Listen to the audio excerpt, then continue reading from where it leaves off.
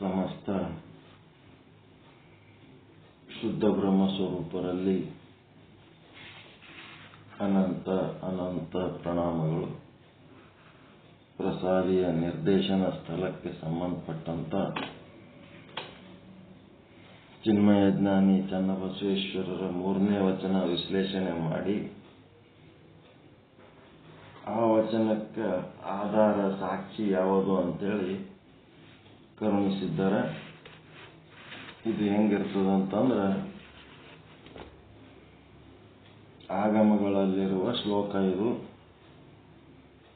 ರೂಪೋ ಸಮಾಗತಿಂ ಶುದ್ಧಂ ರುಚಿನಾ ಸಿದ್ಧಂ ಸಂಸಿಕಂ ತನು ಮಿಶ್ರಾರ್ಪಣಂ ಭೋಗಂ ಪ್ರಸಿದ್ಧಂತು ಪ್ರಸಾದಕಂ ದರ್ಪಣಂ ಧೂಪ ದೀಪಂಚ ನಾನಾ ರುಚಿ ಸುಖಂ ಬಹು ಪ್ರಸಾದಮೇವ ಭೋಕ್ತವ್ಯಂ ಅನ್ಯದ್ಗೋ ಮಾಂಸ ತತ್ಸಮಂ.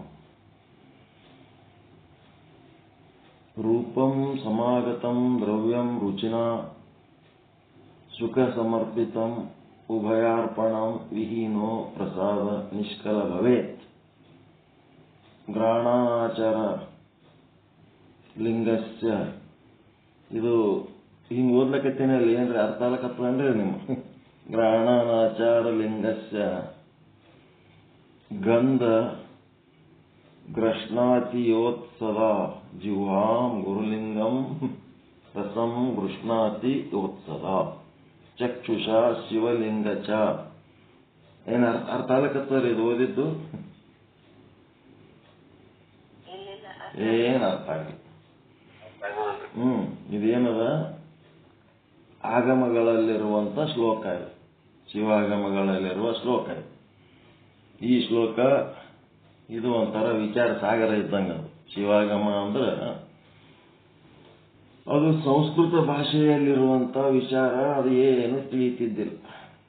ಈಗ ವಿಚಾರ ಸಾಗರ ಹಿಂದಿ ಒಳಗೆ ಬರದಾರ ಖರೆ, ಅದನ್ನು ಏನು ತಿಳಿಯಾರ. ವಿಚಾರ ಚಂದ್ರೋದಯದಿಂದ ವಿಚಾರ ಸಾಗರ ಅರ್ಥ ಆಗ್ತದೆ. ಅದರಂಗ ಈ ವಚನ ಸಾಹಿತ್ಯದಿಂದ ಏನಾಗ್ತದ, ವಚನ ಸಾಹಿತ್ಯ ಅಧ್ಯಯನ ಮಾಡಿದರೆ ಶಿವಾಗಮಗಳೊಳಗಿರುವಂತ ಇಂಗಿತ ಅರ್ಥ ಆಗ್ತದೆ. ಹಿಂಗಾಗಿ ನಮಗೆ ತಿಳಿಯಂಗ ಯಾರು ಮಾಡಿ ಕೊಟ್ಟಾರ ಅವರೇ ನಮ್ಮ ತಾಯಿದೇರು ಅಂತ ತಿಳ್ಕೊಬೇಕು ನಾವು. ಊಟ ಮಾಡ್ಬೇಕಾದ್ರೆ 3 ರೀತಿ ಮಕ್ಕಳು ಇರ್ತಾವ ತಾಯಿಗೆ. ಒಂದನೇ ಮಗು ಇರ್ತದ, ಅಮ್ಮ ಊಟ ಮಾಡ್ತೀನಿ ಅಂತ ಹೇಳ್ತದ. ತಾಯಿ ಏನ್ ಹೇಳ್ತಾಳ, ಆಯ್ತಪ್ಪ ಊಟ ಮಾಡು ಅಂತಾಳ. ಏನೂ ಮಾಡೋದ್ ಬೇಕಾಗಿಲ್ಲ, ಅದು ತಂದು ತಾನೇ ಅಡಿಗೆ ಮನೆಗೆ ಹೋಗಿ ಪ್ಲೇಟ ಬಾಟ್ಲ ಚಮಚ ಎಲ್ಲ ಸ್ವಚ್ಛ ತೊಳ್ಕೊಂಡು ತಂದು ತಾನೇ ಚಂದ ನೀಡ್ಕೊಂಡು ನೀಟಾಗಿ ಕುಂತು ಊಟ ಮಾಡ್ತಾವ. ಅದು ಉತ್ತಮ ಅಧಿಕಾರಿ. ಇನ್ನು ಮಧ್ಯಮ ಅಧಿಕಾರಿ ಹೆಂಗಿರ್ತದಂತಂದ್ರ ಅದಕ್ಕೆ ನೀಡ್ಕೊಳಕ್ ಬರಲ್ಲ, ಅದಕ್ಕೆ ನೀಡ್ ಕೊಡ್ಬೇಕು. ಏನೇನು ನೀಡ್ಕೋಬೇಕಂತ ಗೊತ್ತನೂ ಆಗಲ್ಲ, ಎಷ್ಟು ನೀಡ್ಕೋಬೇಕಂದ್ರೆ ಗೊತ್ತಾಗಲ್ಲ. ಅದು ಮಧ್ಯಮ ಅಧಿಕಾರಿ. ಅದಕ್ಕೆ ತಾಯಿ ಆದವಳು ಏನ್ ಮಾಡ್ತಾಳ, ಅದು ಉಣೋದಕ್ಕೆ ಏನು ಉಣ್ತದ, ಎಷ್ಟು ಇಷ್ಟಪಡ್ತದ, ಯಾವುದು ಜಾಸ್ತಿ ನೀಡಬೇಕು ಯಾವುದು ಕಡಿಮೆ ನೀಡಬೇಕು ತಿಳ್ಕೊಂಡು ಅದಕ್ಕೊಂದಿಷ್ಟು ನೀರು ಕೊಡ್ತಾಳ. ಅದು ತಾನೇ ಉಣ್ತದ, ಆದ್ರೆ ನೀಡಿ ಕೊಟ್ರೆ ಉಣ್ತದ. ಇನ್ನು 3ನೇದು ಏನಿರ್ತದ, ಮಡಿಲಲ್ಲಿರುವ ಹಸುಗೂಸು. ಅದಕ್ಕೆ ಊಟ ಹಾಕ್ಬೇಕಾದ್ರೆ ಏನ್ ಮಾಡ್ತಾರ,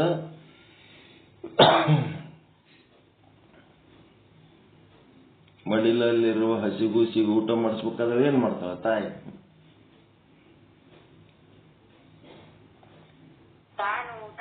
ಮೊದಲು ತಾನು ಊಟ ಮಾಡ್ತಾವ.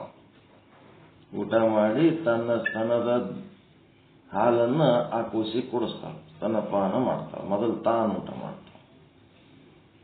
ಹಂಗ ಇಲ್ಲಿ ಪೀತಾಂಬರ್ಜಿ ನಿಶ್ಚಲ್ ದಾಸ್ ಜಿಯವರ ಸಾಹಿತ್ಯವನ್ನ ಹಿಂದಿದಾಗ ಸರಳವಾಗಿ ತಿಳಿಯುವಂಗ ಸರಳ ರೂಪ ಮಾಡಿ ಕೊಟ್ರು. ಅವ್ರಿಗಿಂತ ಇನ್ನೊಬ್ಬರು ಮಹಾತಾಯಿ ಅಂತಂದ್ರ ಮಹಾಲಿಂಗಪುರದ ಸ್ವಾಮೀಜಿಯವರು. ಸಹಜಾನಂದ ಶ್ರೀಗಳು ಮತ್ತೆ ರಾಮಚಂದ್ರ ಮೇತ್ರೆ ಅವರು ಇವರೆಲ್ಲರೂ ತಾಯಿ ಸ್ವರೂಪರೇ. ನಾವು ಇವಾಗ ಕುಂತು ವಿಚಾರ ಸಾಗರ ವಿಚಾರ ಚಂದ್ರೋದಯ ಆರಾಮ್ ಹೇಳ್ತೀವಿ ಅಂತಂದ್ರೆ ನಮ್ಮ ಭಾಷೆಯಲ್ಲಿ ನಮಗೆ ತಿಳಿಯಂಗ ಮಾಡಿಕೊಟ್ರಲ್ಲ, ಅದಕ್ಕೆ ಧನ್ಯವಾದ. ಅದೇ ರೀತಿ ಇಲ್ಲಿ ಬಸವಾದಿ ಶರಣರು ಕೂಡ ಸಂಸ್ಕೃತ ಭಾಷೆಯಲ್ಲಿರುವಂತ ವೇದಗಳ ಆಗಮಗಳ ಶ್ಲೋಕಗಳ ಕನ್ನಡ ಭಾಷಾಂತರ ಮಾಡಿ ನಮಗೆ ತಿಳಿಯಂಗ ಮಾಡಿಕೊಟ್ಟಾರಲ್ಲ, ಅದಕ್ಕೆ ಅವರಿಗೆ ಎಷ್ಟು ಧನ್ಯವಾದ ಹೇಳಿದ್ರು ಕಡಿಮೆ.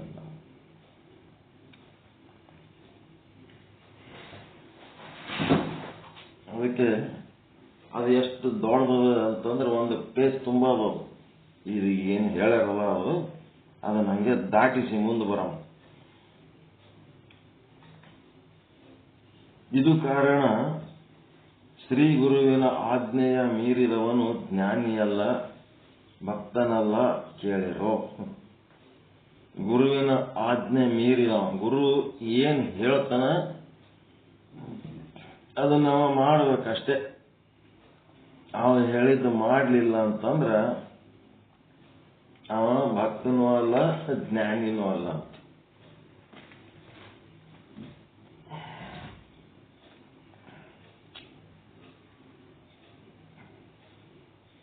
ಲಿಂಗಾರ್ಚನೆ, ಇದು ಲಿಂಗಾರ್ಚನೆ ಮಾಡುವ ಪರಿ.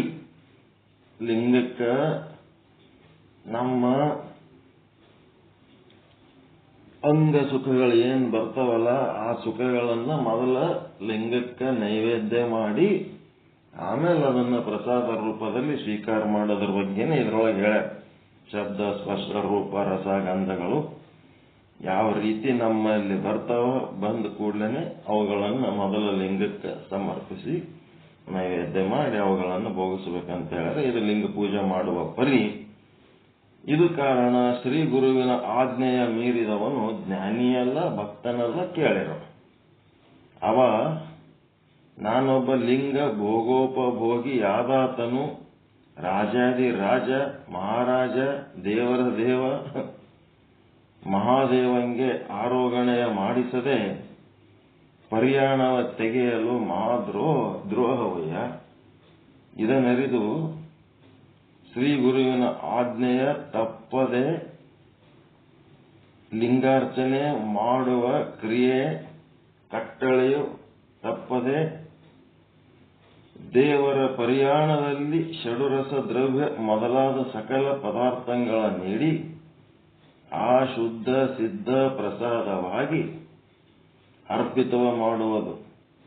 ಪಂಚೇಂದ್ರಿಯಗಳೆಂಬ ಪಂಚಸ್ಥಾನದ ಮುಖವನರಿದು ಶಬ್ದ ಸ್ಪರ್ಶ ರೂಪ ರಸಗಂಧಗಳನ್ನ ಮನೋ ವಾಕ್ ಕಾಯ ಇವುಗಳು ಸೊಗಸುವ ಭೋಗಗಳೆಲ್ಲವನ್ನು ಪ್ರಸಾದಮಂ ಪಡೆದುಕೊಂಡು ತನ್ನ ಲಿಂಗಕ್ಕರ್ಪಿಸುವಾತನೇ ಸದ್ಭಕ್ತನು, ಆತನೇ ಸದ್ಯೋನ್ಮುಕ್ತನು. ಸದ್ಯೋನ್ಮುಕ್ತ ಅಂದ್ರ ಮುಕ್ತ ಬೇರೆ, ಸದ್ಯೋನ್ಮುಕ್ತ ಬೇರೆ. ಮುಕ್ತ ಅಂತಂದ್ರ ಈ ಸತ್ಸಂಗ ನಡೆದಾಗ ಒಂದ್ ಸ್ವಲ್ಪ ಮುಕ್ತ ಆದಂಗಾಗಿ ಸತ್ಸಂಗ ಮುಗಿನ ಮತ್ತು ಬಂಧನಕ್ಕೊಳಗಾಗ್ತೀವಲ್ಲ, ಇದು ಟೆಂಪರರಿ ಮುಕ್ತಿ, ತಾತ್ಕಾಲಿಕ ಮುಕ್ತಿ. ಇಲ್ಲಿ ನಮ್ಗೆ ಯಾಕೆ ಸತ್ಸಂಗದಾಗ ಆನಂದ ಸಿಗ್ತದಂತಂದ್ರ ಆ ಲೌಕಿಕ ಭೋಗಗಳು ಏನದವಲ್ಲ ಆ ಭೋಗಗಳ ಕಾಟ ಇಲ್ಲಿ ಇರಂಗಿಲ್ಲ ಅಷ್ಟೆ. ಹೀಗಾಗಿ ಇಲ್ಲೇನಾಗ್ತದ,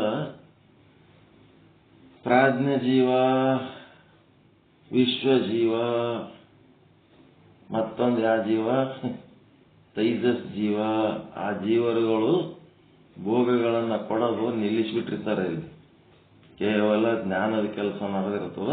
ಹಿಂಗಾಗಿ ಇಲ್ಲಿ ಆರಾಮಿರ್ತೇವೆ ನಾವು.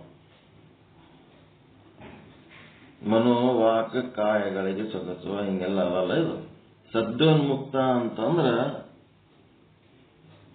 ಅವನು ಟೆಂಪರರಿ ಅಲ್ಲ, ಅವ ಸದಾ ಮುಕ್ತನೇ ಆಗಿರ್ತಾನ. ಶಾಶ್ವತವಾದ ಮುಕ್ತಿ ಹೊಂದಿದವನೇ ಸದ್ಯೋನ್ಮುಕ್ತ. ಇಂತಿ ಇದರ ಅನ್ನುವನರಿದು ಆತ ಮಹಾಪ್ರಸಾದಿ ಯಾದುದೆಂದರಿಯದೆ ತಾನೂ ಪ್ರಸಾದಿ ಎಪ್ಪುದು ತಪ್ಪದಯ ಪರಮ ನಿರಂಜನ ಪ್ರಭುವೇ ಗುರು ಕೂಡಲ ಚನ್ನ ಸಂಗಮದೇವ. ಅದು ಹೆಂಗದಂತಂದ್ರ ಇಂತಿ ಇದರ ಅನುವನರಿದು ಮಹಾಪ್ರಸಾದಿ ಯಾದುದರಿಂದೆ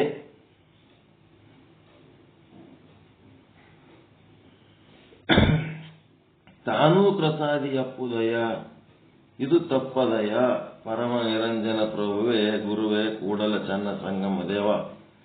ಇದು ಏನಿದು ಪ್ರಸಾದ ಮಾಡು, ನೈವೇದ್ಯ ಮಾಡು, ಪ್ರಸಾದ ಮಾಡು, ಇವೆಲ್ಲ ಏನಿವು ಕಾಟ? ಇದು ಮಾಡೋದ್ರಿಂದ ಏನಾಗ್ತದ ಅಂದ್ರ ಅಲ್ಲಿ ಏನಾಯ್ತು, ಒಂದು ಉದಾಹರಣೆ ಹೇಳ್ಬೇಕಂದ್ರ ಬಸವಣ್ಣವರು ಅಲ್ಲಮ ಪ್ರಭುದೇವರಿಗೆ ಬರ್ಲಿ ಅಂತ ಕಾಯ್ಕೊಂಡು ಕುಂತಿರ್ತಾರ. 12 ವರ್ಷ ಶೂನ್ಯ ಪೀಠ ಸ್ಥಾಪನೆ ಮಾಡಿ 12 ವರ್ಷ ಕಾಯ್ಕೊಂಡು ಕೂತಿರ್ತಾರ. 12 ವರ್ಷದ ಪರ್ಯಂತ ಕಾಯ್ಕೊಂಡು ಕುಂತಾಗ ಪ್ರಭುದೇವರು ವಿಶ್ವ ಪರ್ಯಟನ ಮಾಡಿ ಎಲ್ಲಿಗೆ ಬರ್ತಾರ? ಮತ್ತೆ ಕಲ್ಯಾಣಕ್ಕೆ ಬರ್ತಾರ. ಕಣ್ಣಿಟ್ಟು ಅವ್ರು ಕಾಯ್ಕೊಂಡು ಕೂತಿರ್ತಾರ. ಇವ್ರ ಕಲ್ಯಾಣಕ್ಕೆ ಬರ್ತಾರ. ಬಂದಾಗ ಪ್ರಭುದೇವ್ರು ಏನ್ ಮಾಡ್ತಾರ, ಈ ಬಸವಣ್ಣನ ಒಂದಿಟ್ಟು ಪರೀಕ್ಷೆ ಮಾಡಮು ಅಂತೇಳಿ ಒಂದು ದೊಡ್ಡ ಮಹಾರೋಗದ ಒಂದು ರೋಗಿಷ್ಠನ ವೇಷಧಾರಿ ಆಗಿಬಿಡ್ತಾರ. ಮೈಯೆಲ್ಲ ಕೀವ, ರಕ್ತ ಸೋರದು, ಗಾಯ, ಕಣ್ಣು ಕೆಂಪುಗು, ಅಗ್ದಿ ಸ್ಮಾರ್ಟ್ ರಾಜ್ಕುಮಾರ ಪ್ರಭುದೇವರು. ಅದ್ರ ಪರೀಕ್ಷೆ ಮಾಡೋದ್ರ ಸಲುವಾಗಿ ಅಂತ ಒಂದು ಪಾತ್ರ ವಹಿಸ್ಬಿಡ್ತಾರ. ಕೆಟ್ಟ ಹೊಲಸು ಪಾತ್ರ. ಅವನು ವರ್ಣನೆ ಮಾಡೋದೇ ಒಂದು ವಚನ ಅದ, ಭಾರಿ ಅದು. ಹೆಂಗಿದ್ದ ಪ್ರಭುದೇವರು ಕಲ್ಯಾಣಕ್ಕೆ ಬಂದಾಗ ಒಂದು ಸಾರಿ ಸಿದ್ದರಾಮೇಶ್ವರ ಜೊತೆಗೆ ಬರ್ತಾರ. ಸಿದ್ದರಾಮೇಶ್ವರ ಆದ್ಮೇಲೆ ನೆಕ್ಸ್ಟ್ ಮತ್ತೊಂದು ಸಾರಿ ಶೂನ್ಯ ಪೀಠಕ್ಕೆ ಬರ್ತಾರೆ. 2 ಸಾರಿ ಬರ್ತಾರ. ಅಲ್ಲಿ ಏನಾಗ್ತದ, ಬಸವಣ್ಣವರು ಜ್ಞಾನ ದೃಷ್ಟಿಯ ಅವರು ಏನು ಗುರುತಿಸ್ಬೇಕು ಪರ್ಫೆಕ್ಟ್ ಅವ್ರಿಗೆ ಗುರುತಿಸ್ತಿದ್ರು. ಇವರೇ ಪ್ರಭುದೇವರಂತ ಗೊತ್ತಾಗ್ಬಿಡ್ತದ.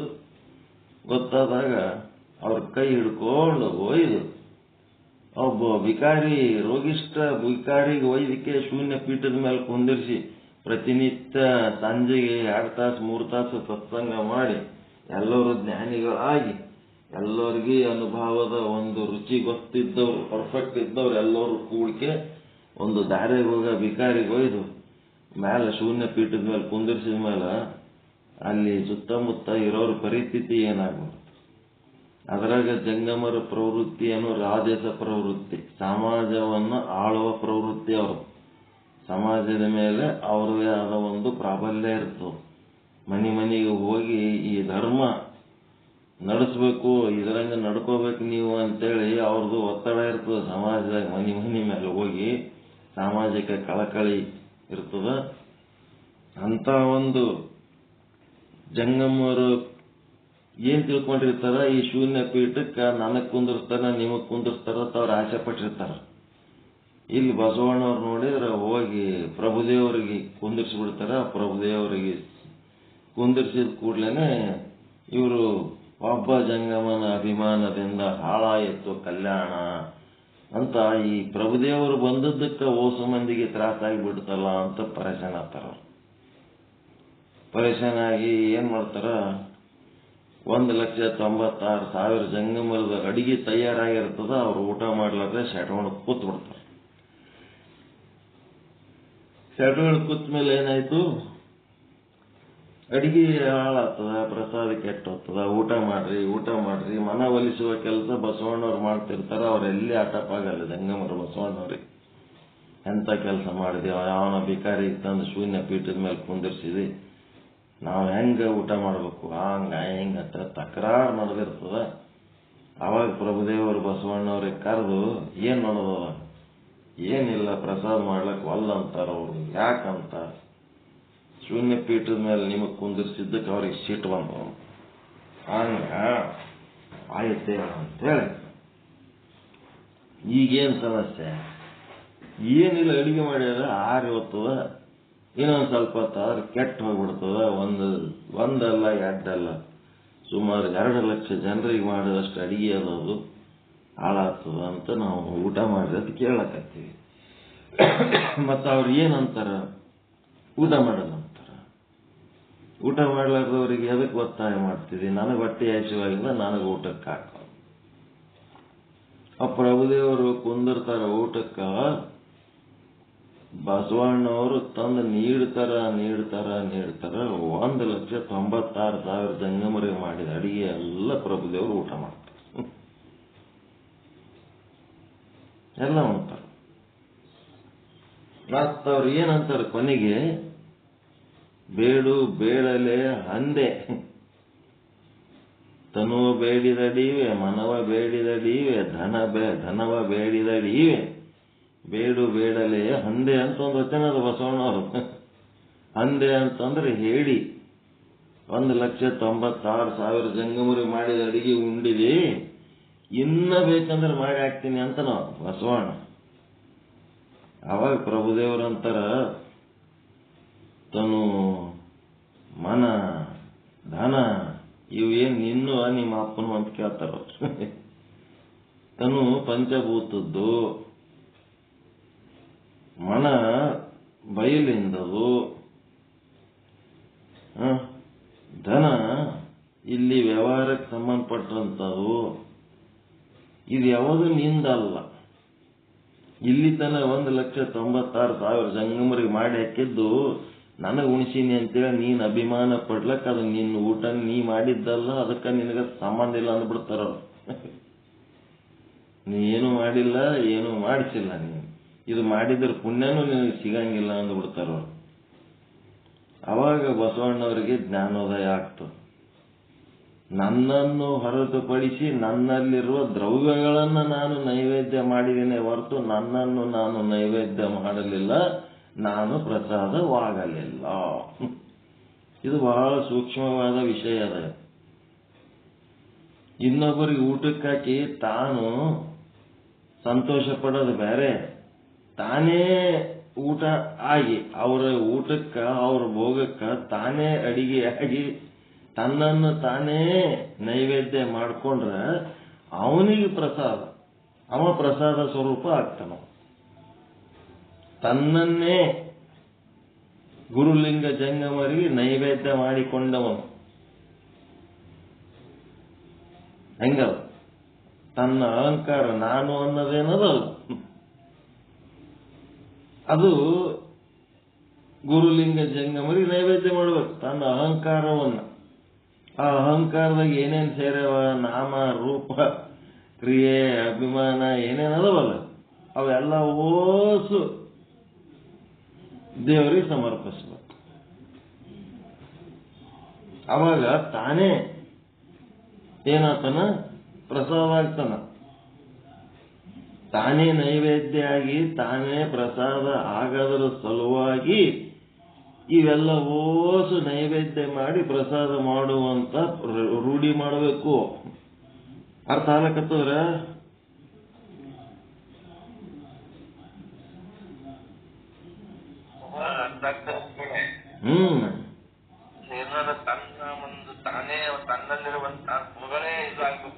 ತನ್ನ ಪದಾರ್ಥಗಳನ್ನ ನೈವೇದ್ಯ ಮಾಡಿ ಆ ಪದಾರ್ಥಗಳಲ್ಲಿ ಒಕ್ಕುದ ಮಿಕ್ಕದ ಪ್ರಸಾದ ಅಂತ ಸ್ವೀಕಾರ ಮಾಡೋದು, ಇದು ನಿಮಗ್ ಗೊತ್ತದ. ಈ ಪ್ರಸಾದ ಅಂದ್ರೆ ಏನು, ನೈವೇದ್ಯ ಅಂದ್ರೆ ಏನು ಅಂದ್ರೆ ನಿಮ್ಮಲ್ಲಿರೋ ಪದಾರ್ಥಗಳನ್ನ ಪರಮಾತ್ಮನಿಗೆ ನಿವೇದಿಸಿ ಆತ ಸ್ವೀಕಾರ ಮಾಡಿದ ಮೇಲೆ ಉಳಿದದ್ದನ್ನ ನೀವು ಪ್ರಸಾದ ಅಂತ ಸ್ವೀಕಾರ ಮಾಡೋದು. ನೈವೇದ್ಯ ಪ್ರಸಾದ ನಿಮ್ಮ ಪದಾರ್ಥಗಳ ಬಗ್ಗೆ ನಿಮಗೆ ಗೊತ್ತು. ಆದ್ರೆ ನಿಮ್ಮನ್ನೇ ನಿವೇದಿಸಿಕೊಳ್ಳೋದು, ನೀವೇ ನೈವೇದ್ಯ ಆಗೋದು ಪರಮಾತ್ಮಗೆ. ನಿಮ್ಮ ಅಭಿಮಾನ, ಅಹಂಕಾರ, ನಾನು, ನನ್ನದು ಅಂತೇನದವಲ್ಲ, ಇವುಗಳನ್ನ ಅಲ್ಲಿ ಸಮರ್ಪಿಸಬೇಕು. ತಾನೇ ನೈವೇದ್ಯ ಆಗಿ ತಾನೇ ಪ್ರಸಾದ ಆದ್ರ ತಾನೇ ಪರಮಾನಂದ ಒಂದು ಸ್ವರೂಪ ಹೊಂದುತ್ತಾನೆ. ತಾನೇ ಪ್ರಸಾದ ಅಂತ ಹೆಸರಿಟ್ಟುಕೊಂಡಿರ್ತಾರ. ಅದಕ್ಕೆ ಅವ್ರಿಗೆ ಕೇಳ್ತಿರ್ತೀನಿ, ನೀನ್ ಪ್ರಸಾದ ಅಂತ ಹೆಸರು ಇಟ್ಕೊಂಡಿದಿ, ಪ್ರಸಾದ ಅಂದ್ರೆ ಯಾರು? ನೀನು. ಮತ್ತ ಏನು ಪ್ರಸಾದ ಹೆಂಗ್ ತಯಾರಾಗ್ತದಪ್ಪ? ಪರಮಾತ್ಮನಿಗೆ ನೈವೇದ್ಯ ಮಾಡಿದ್ರೆ ತಯಾರಾಗ್ತದ. ನಾನು ಪ್ರಸಾದ ಅಂತ ಹೆಸರು ಇಟ್ಕೊಂಡಿದ್ದೆ ಅಂದ್ಮೇಲೆ ನೀ ಪರಮಾತ್ಮ ನೈವೇದ್ಯ ಆಗಿದೆ ಏನು ಮೊದಲ? ಅವೆಲ್ಲ ಗೊತ್ತಿಲ್ಲ ಬಿಡು ಅಂಕಲ್, ಏನ್ ಹೇಳ್ತಿರ್ ಬಿಡ್ರಿ ಅಂತ. ಪ್ರಸಾದ ಅಂತ ಹೆಸರು ಇಟ್ಕೊಳ್ಳೋಣ, ಪ್ರಸಾದ ಆಗಿಬಿಡ್ತದೇನೋ. ಪರಮಾತ್ಮನಿಗೆ ನೈವೇದ್ಯ ಆದವನೇ ಪ್ರಸಾದ ಆಗ್ತಾನೆ, ಪ್ರಸಾದ ಇದ್ದವನೇ ಪ್ರಸನ್ನ ಆಗ್ತಾನೆ.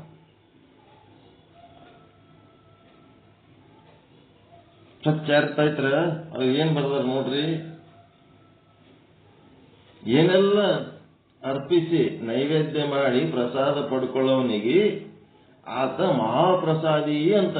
ತನ್ನ ಬಲ್ಲಿ ಇದ್ದದ್ದು ಒಂದೂ ಬಿಡ್ಲಾರ್ದಂಗ ಬಸವಣ್ಣವ್ರ ಒಂದು ವಚನ ಹೇಳಿವಲ್ಲ, ನನ್ನ ರೊಕ್ಕ, ನನ್ನ ಹೆಂಡತಿ, ನನ್ನ ಮಗ,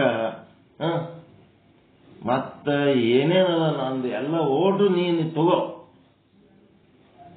ಅಂತಂದು ಏನ್ ಮಾಡಿದ, ತನ್ನಲ್ಲಿರುವ ಪದಾರ್ಥಗಳು ಇವು ನನ್ನೂ ಅಲ್ಲ, ಇವೆಲ್ಲ ನಿನ್ನೂ ಅಂತ ನಿನಗೆ ನೈವೇದ್ಯ ಮಾಡಿದ.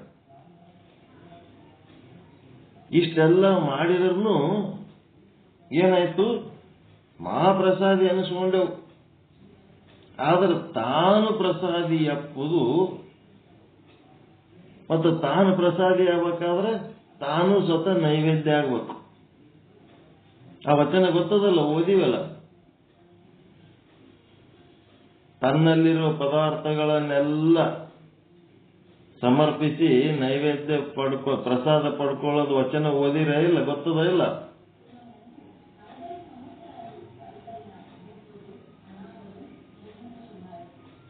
ವಚನ ಓದಿದ ಗೊತ್ತದ ಏನು? ಓದ್ಲಿ ಇನ್ನೊಂದ್ಸಾರಿ.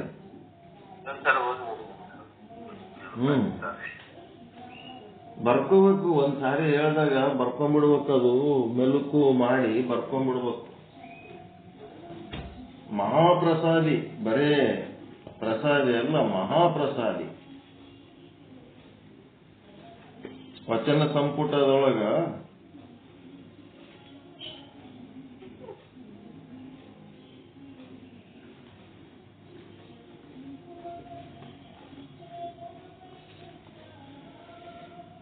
ಒಂದು 1111ನೇ ವಚನ ಸಂಪುಟ, ಸಮಗ್ರ ವಚನ ಸಂಪುಟ, ಎಂ ಕಲಬುರ್ಗಿಯವರದು, ಕನ್ನಡ ಪುಸ್ತಕ ಪ್ರಾಧಿಕಾರದವರು ಬರೆದದ್ದು. ಏನದ? ಒಡವೆ ಭಂಡಾರ ಕಡವರ ದ್ರವ್ಯವ. 4 ಸಾರಿ ಒಂದೊಂದು ಬರ್ಕೊಳ್ರಿ. 1111ನೇ ವಚನ.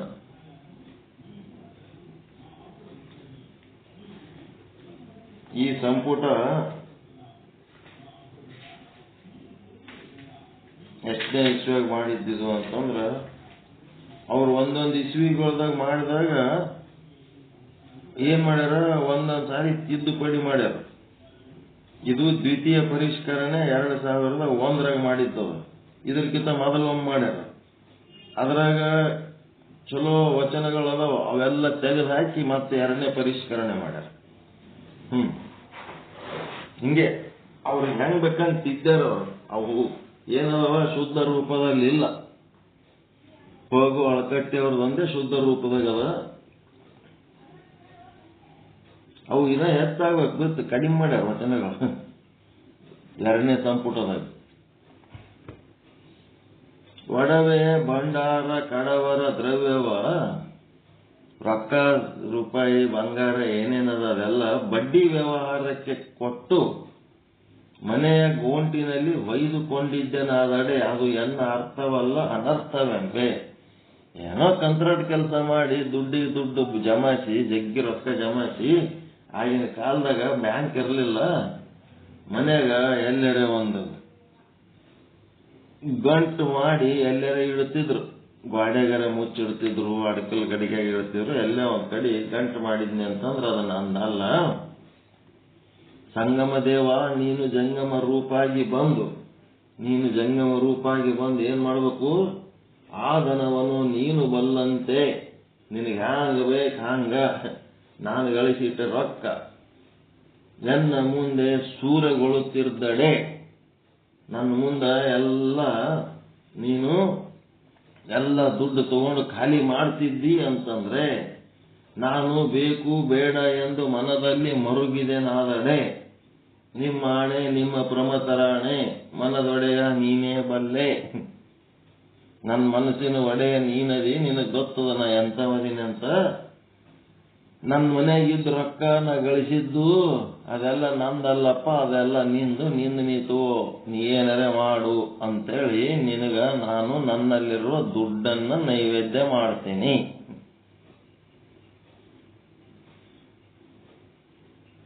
ಮತ್ ನಾನು ಬಂದಕ್ಕೆ ನಿಮ್ಮ ಮನ್ಯಾಗ ಏನಾರ ರೊಕ್ಕಕ್ಕೆ ಕೈ ಹಾಕಿದ್ರೆ ಸುಮ್ಬಿಡ್ತೀರ?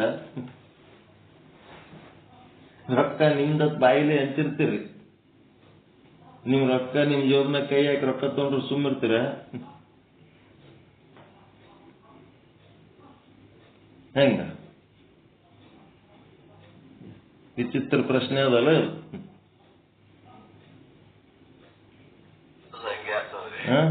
ಎಂತ ಸಮಸ್ಯೆ ಅದ? ಪ್ರಸಾದ ನೈವೇದ್ಯ ಮಾಡೋದು, ಪ್ರಸಾದ ಮಾಡೋದು, ಇದು ರೊಕ್ಕದ ನೈವೇದ್ಯ ಮಾಡಿ ರೊಕ್ಕದ ಪ್ರಸಾದ ತಗೊಳ್ಳೋದು. ಈ ರೊಕ್ಕದಕ್ಕಿಂತ ಹೆಚ್ಚು ಅಟ್ಯಾಚ್ಮೆಂಟ್ ಯಾರದ? ಹೆಂಡತಿ ಮೇಲದ. ಹೆಂಡತಿ ನನ್ನ ಹೆಂಡತಿ ಅಂತ ಇಟ್ಕೊಂಡು ಕೂತಾರ. ಅದನ್ನ ನೈವೇದ್ಯ ಮಾಡ್ತಾನೋ ಬಸವಣ್ಣ ಮಹಾಪ್ರಸಾದಿ. ಕಾಮ ನಿಯಮವೆಂಬ ಸಿಂಧು ಬಲ್ಲಾಳನ ವಧುವ ಸರ್ವಭುವನದೊಡೆಯ ಸಂಗಮ ದೇವರು ಬೇಡುವಂತಲ್ಲ. ಅವ ಸಿಂಧು ಬಲ್ಲಾಳಗ 1000 ಗಟ್ಟಲೆ ಹೆಂಡ್ರು ಇರ್ತಾರ. ಅದಕ್ಕ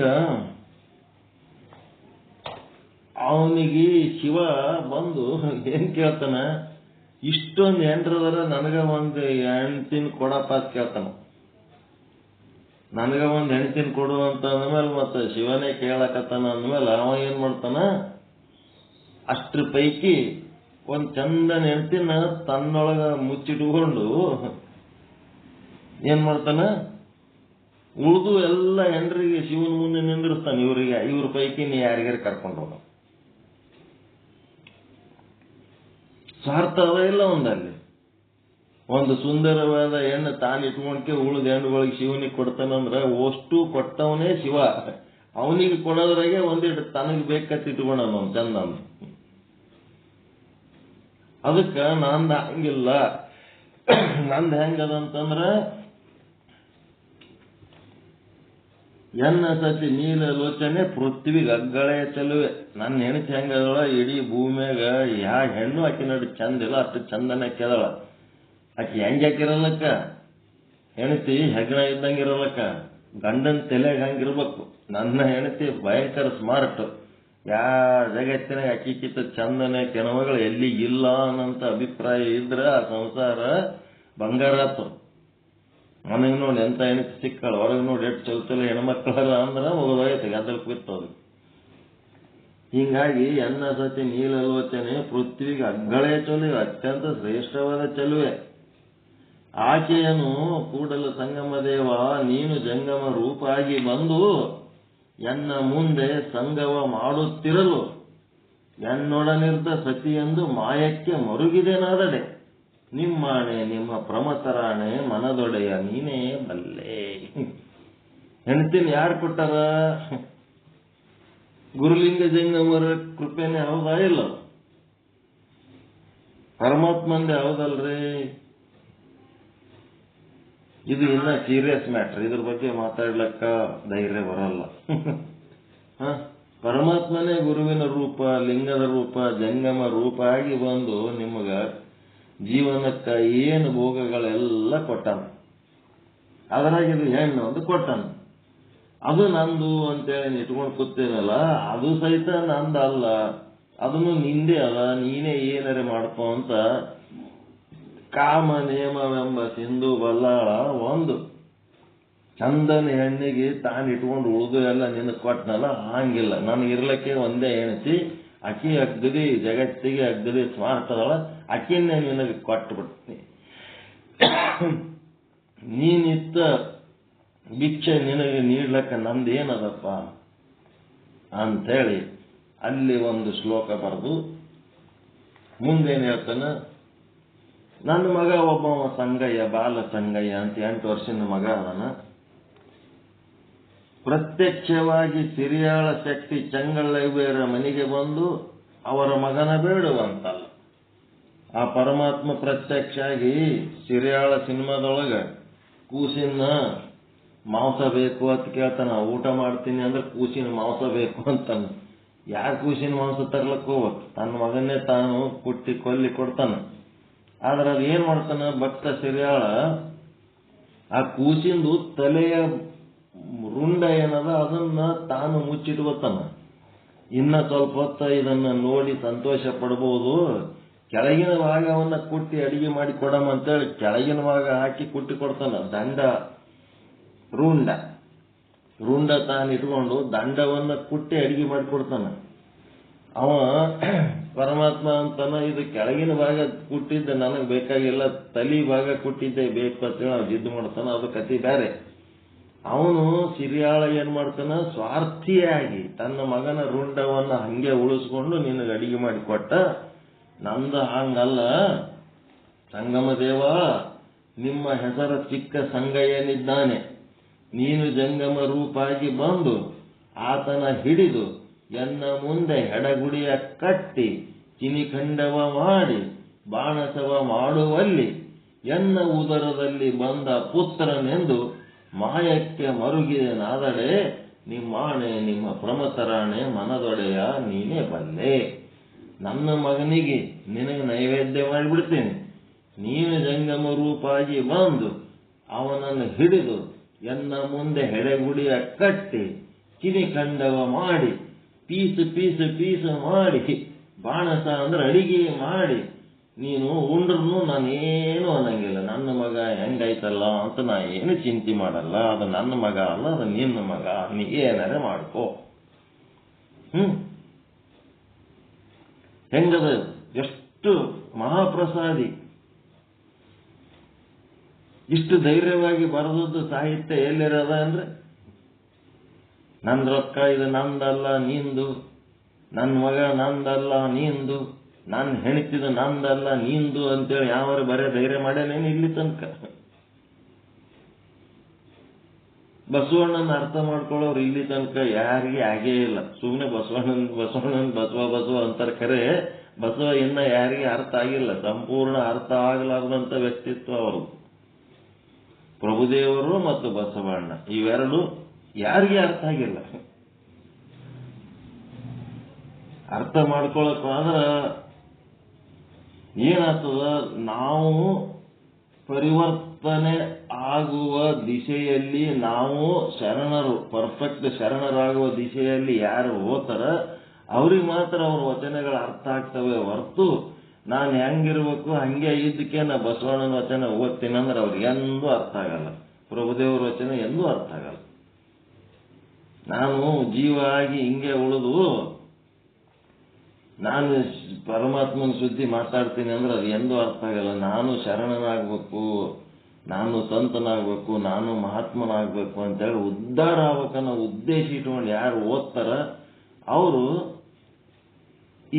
ಇವರ ವಿಚಾರಗಳು ಅರ್ಥ ಆಗ್ತವೆ.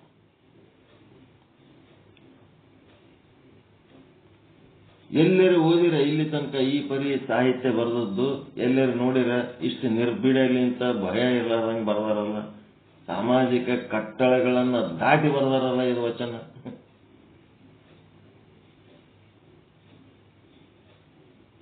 ಏನಂತೀರಿ ಈ ವಚನದ ಬಗ್ಗೆ? ನಿಮ್ಮ ಕಮೆಂಟ್. ಸುಮ್ ಕುಂತ್ರೆ ಏನ್ ಮಾಡ್ಬೇಕು? ಇದ್ಯಾ ಪ್ರತಿಬಂಧಕ್ಕೆ? ಸುಮ್ ಕುಂದ್ರ ಪ್ರತಿಬಂಧಕ. ಮಹಾಪ್ರಸಾದಿ, ಅವನ್ಕಿಂತ ದೊಡ್ಡ ಪ್ರಸಾದಿ ಯಾರು ಇಲ್ಲ ಅಂತ. ಮಹಾಪ್ರಸಾದಿ ಆಗ್ಯಾನ. ಮಹಾಪ್ರಸಾದಿ ಆದ್ರ ಸ್ವಯ ಪ್ರಸಾದಿ ಆಗ್ಬೇಕಲ್ಲ, ತಾನೇ ಪ್ರಸಾದ ಆಗ್ಬೇಕಾದ್ರ ಇಲ್ಲಿ ಮುಂದೆ ಹೇಳ್ತಾನ. ಅದಕ್ಕೆ ಈ ವಚನದ ಸಾಲು ಏನದ, ತನ್ನ ಬಲ್ಲಿ ಇದ್ದದ್ದು ಏನೆಲ್ಲ ಕೊಟ್ಟು ಇಂತಿ ಇದರ ಅನುವನರಿತು ಆತ ಮಹಾಪ್ರಸಾದಿ ಯಾದುದು ಎಂದು ಅರಿಯದೆ. ಇಷ್ಟೇ ಅಲ್ಲದೆ ಏನ ತಾನು ಪ್ರಸಾದಿ ಎಪ್ಪುದು ತಪ್ಪದಯ್ಯ ಪರಮ ನಿರಂಜನ ಪ್ರಭುವೇ ಗುರುವೇ ಕೂಡಲ ಚನ್ನ ಸಂಗಮ ದೇವ. ಇವ ಸದ್ಯೋನ್ಮುಕ್ತ ಆಗ್ಬೇಕಾಗ್ಯದ. ಬರೀ ಮುಕ್ತಿಯ ಸುಖದ ಪರಿಚಯ ಮಾಡಿಕೊಂಡು ಸತ್ಸಂಗದಾಗ ಒಂದ್ 2 ತಾಸು ಆರಾಮ್ ಕೂತಕ್ಕೆ ಎದ್ದು ಹೋದ್ರೆ ಉಪಯೋಗ ಇಲ್ಲ. ಎದ್ದು ಹೊರಗೆ ಆದ್ಮೇಲೂ ಅದೇ ಮೋಕ್ಷದ ಸ್ಥಿತಿಯೊಳಗೆ ಕಂಟಿನ್ಯೂ ಇದ್ದನಂದ್ರೆ ಅವ ಸದ್ಯೋನ್ಮುಕ್ತ. ಈ ಸತ್ಸಂಗದಾಗ ನಿಮ್ಮ ಒಂದು ಐಡಿಯಲ್ ಕಂಡೀಷನ್, ಆದರ್ಶವಾದಂತ ಒಂದು ಸ್ಥಿತಿ ಏನದಲ್ಲ, ಈ ಸ್ಥಿತಿಯನ್ನ ಏನ್ ಮಾಡಬೇಕು? ಸತ್ಸಂಗ ಮುಗಿದ ಮೇಲೆ ಸಹಿತ, ಲಿಂಗ ಪೂಜೆ ಮುಗಿದ ಮೇಲೆ ಸಹಿತ, ಸ್ವಾಧ್ಯಾಯ ಮುಗಿದ ಮೇಲೆ ಸಹಿತ ನಾವು ಅದೇ ಕಂಡೀಷನ್ ಕಂಟಿನ್ಯೂ, ಹೊರಗನು ಎಲ್ಲಾ ವ್ಯವಹಾರ ಸಹಿತ ಈಗೇನು ಈ ಸ್ಥಿತಿ ಒಳಗೆ ಆನಂದದ್ರಿ, ಎಂತ ಆನಂದದ ಸ್ಥಿತಿ ಜೊತೆಗೇನೆ ವ್ಯವಹಾರ ಮಾಡಿದ್ರಿ ಅಂದ್ರೆ ಅವರು ಸದ್ಯೋನ್ಮುಕ್ತ ಸ್ಥಿತಿ. ನಾವೇನ್ ಮಾಡ್ತೀವಿ ಇಲ್ಲಿ ಭಾರಿ ಚಂದ ಸ್ಟ್ಯಾಂಡರ್ಡ್ ಆಗಿ ಅಂದರ ಸುಂದರ ಸತ್ಸಂಗ ಮುಗಿದ ಮೇಲೆ ಹೊರಗೆ ಹೋದೆ ಅಂದ್ರೆ ಬಾರ ಬಂದ ಹೊರಗೆ ಮತ್ತೆ ನಮ್ಮ ಅಂತಃಕರಣ ಏನಾಗ್ತದ ಮಂಗೆ ಆಗಿಬಿಡುತ್ತೆ. ಒಳಗ ಮಾರುತಿ ಹೊರಗ ಮಂಗೆ, ಹಿಂಗಾಗಿಬಿಡ್ತೀವಿ ನಾವು. ಅದಕ್ಕೆ ಅವ ಹೊರಗನು ಮಾರುತಿ ಒಳಗನು ಮಾರುತಿ ಅಂತ ಯಾರಾಗಿರ್ತಾರ ಅವರು ಸದ್ಯೋನ್ಮುಕ್ತರು. ಅವರೆಲ್ಲ ಮಹಾಪ್ರಸಾದಿಗಳು. ಆ ಪ್ರಸಾದಿಯಾಗಿ ತಾನು ಇಲ್ಲಿ ಮುಖ್ಯ ಉದ್ದೇಶ ಯಾವುದರ ವಸ್ತು ಕೊಟ್ಟು ನೈವೇದ್ಯ ಮಾಡಿ ಪ್ರಸಾದ ಮಾಡ್ಕೊಳ್ಳೋದಕ್ಕಿಂತ ತಾನು ಪ್ರಸನ್ನನಾಗಬೇಕು.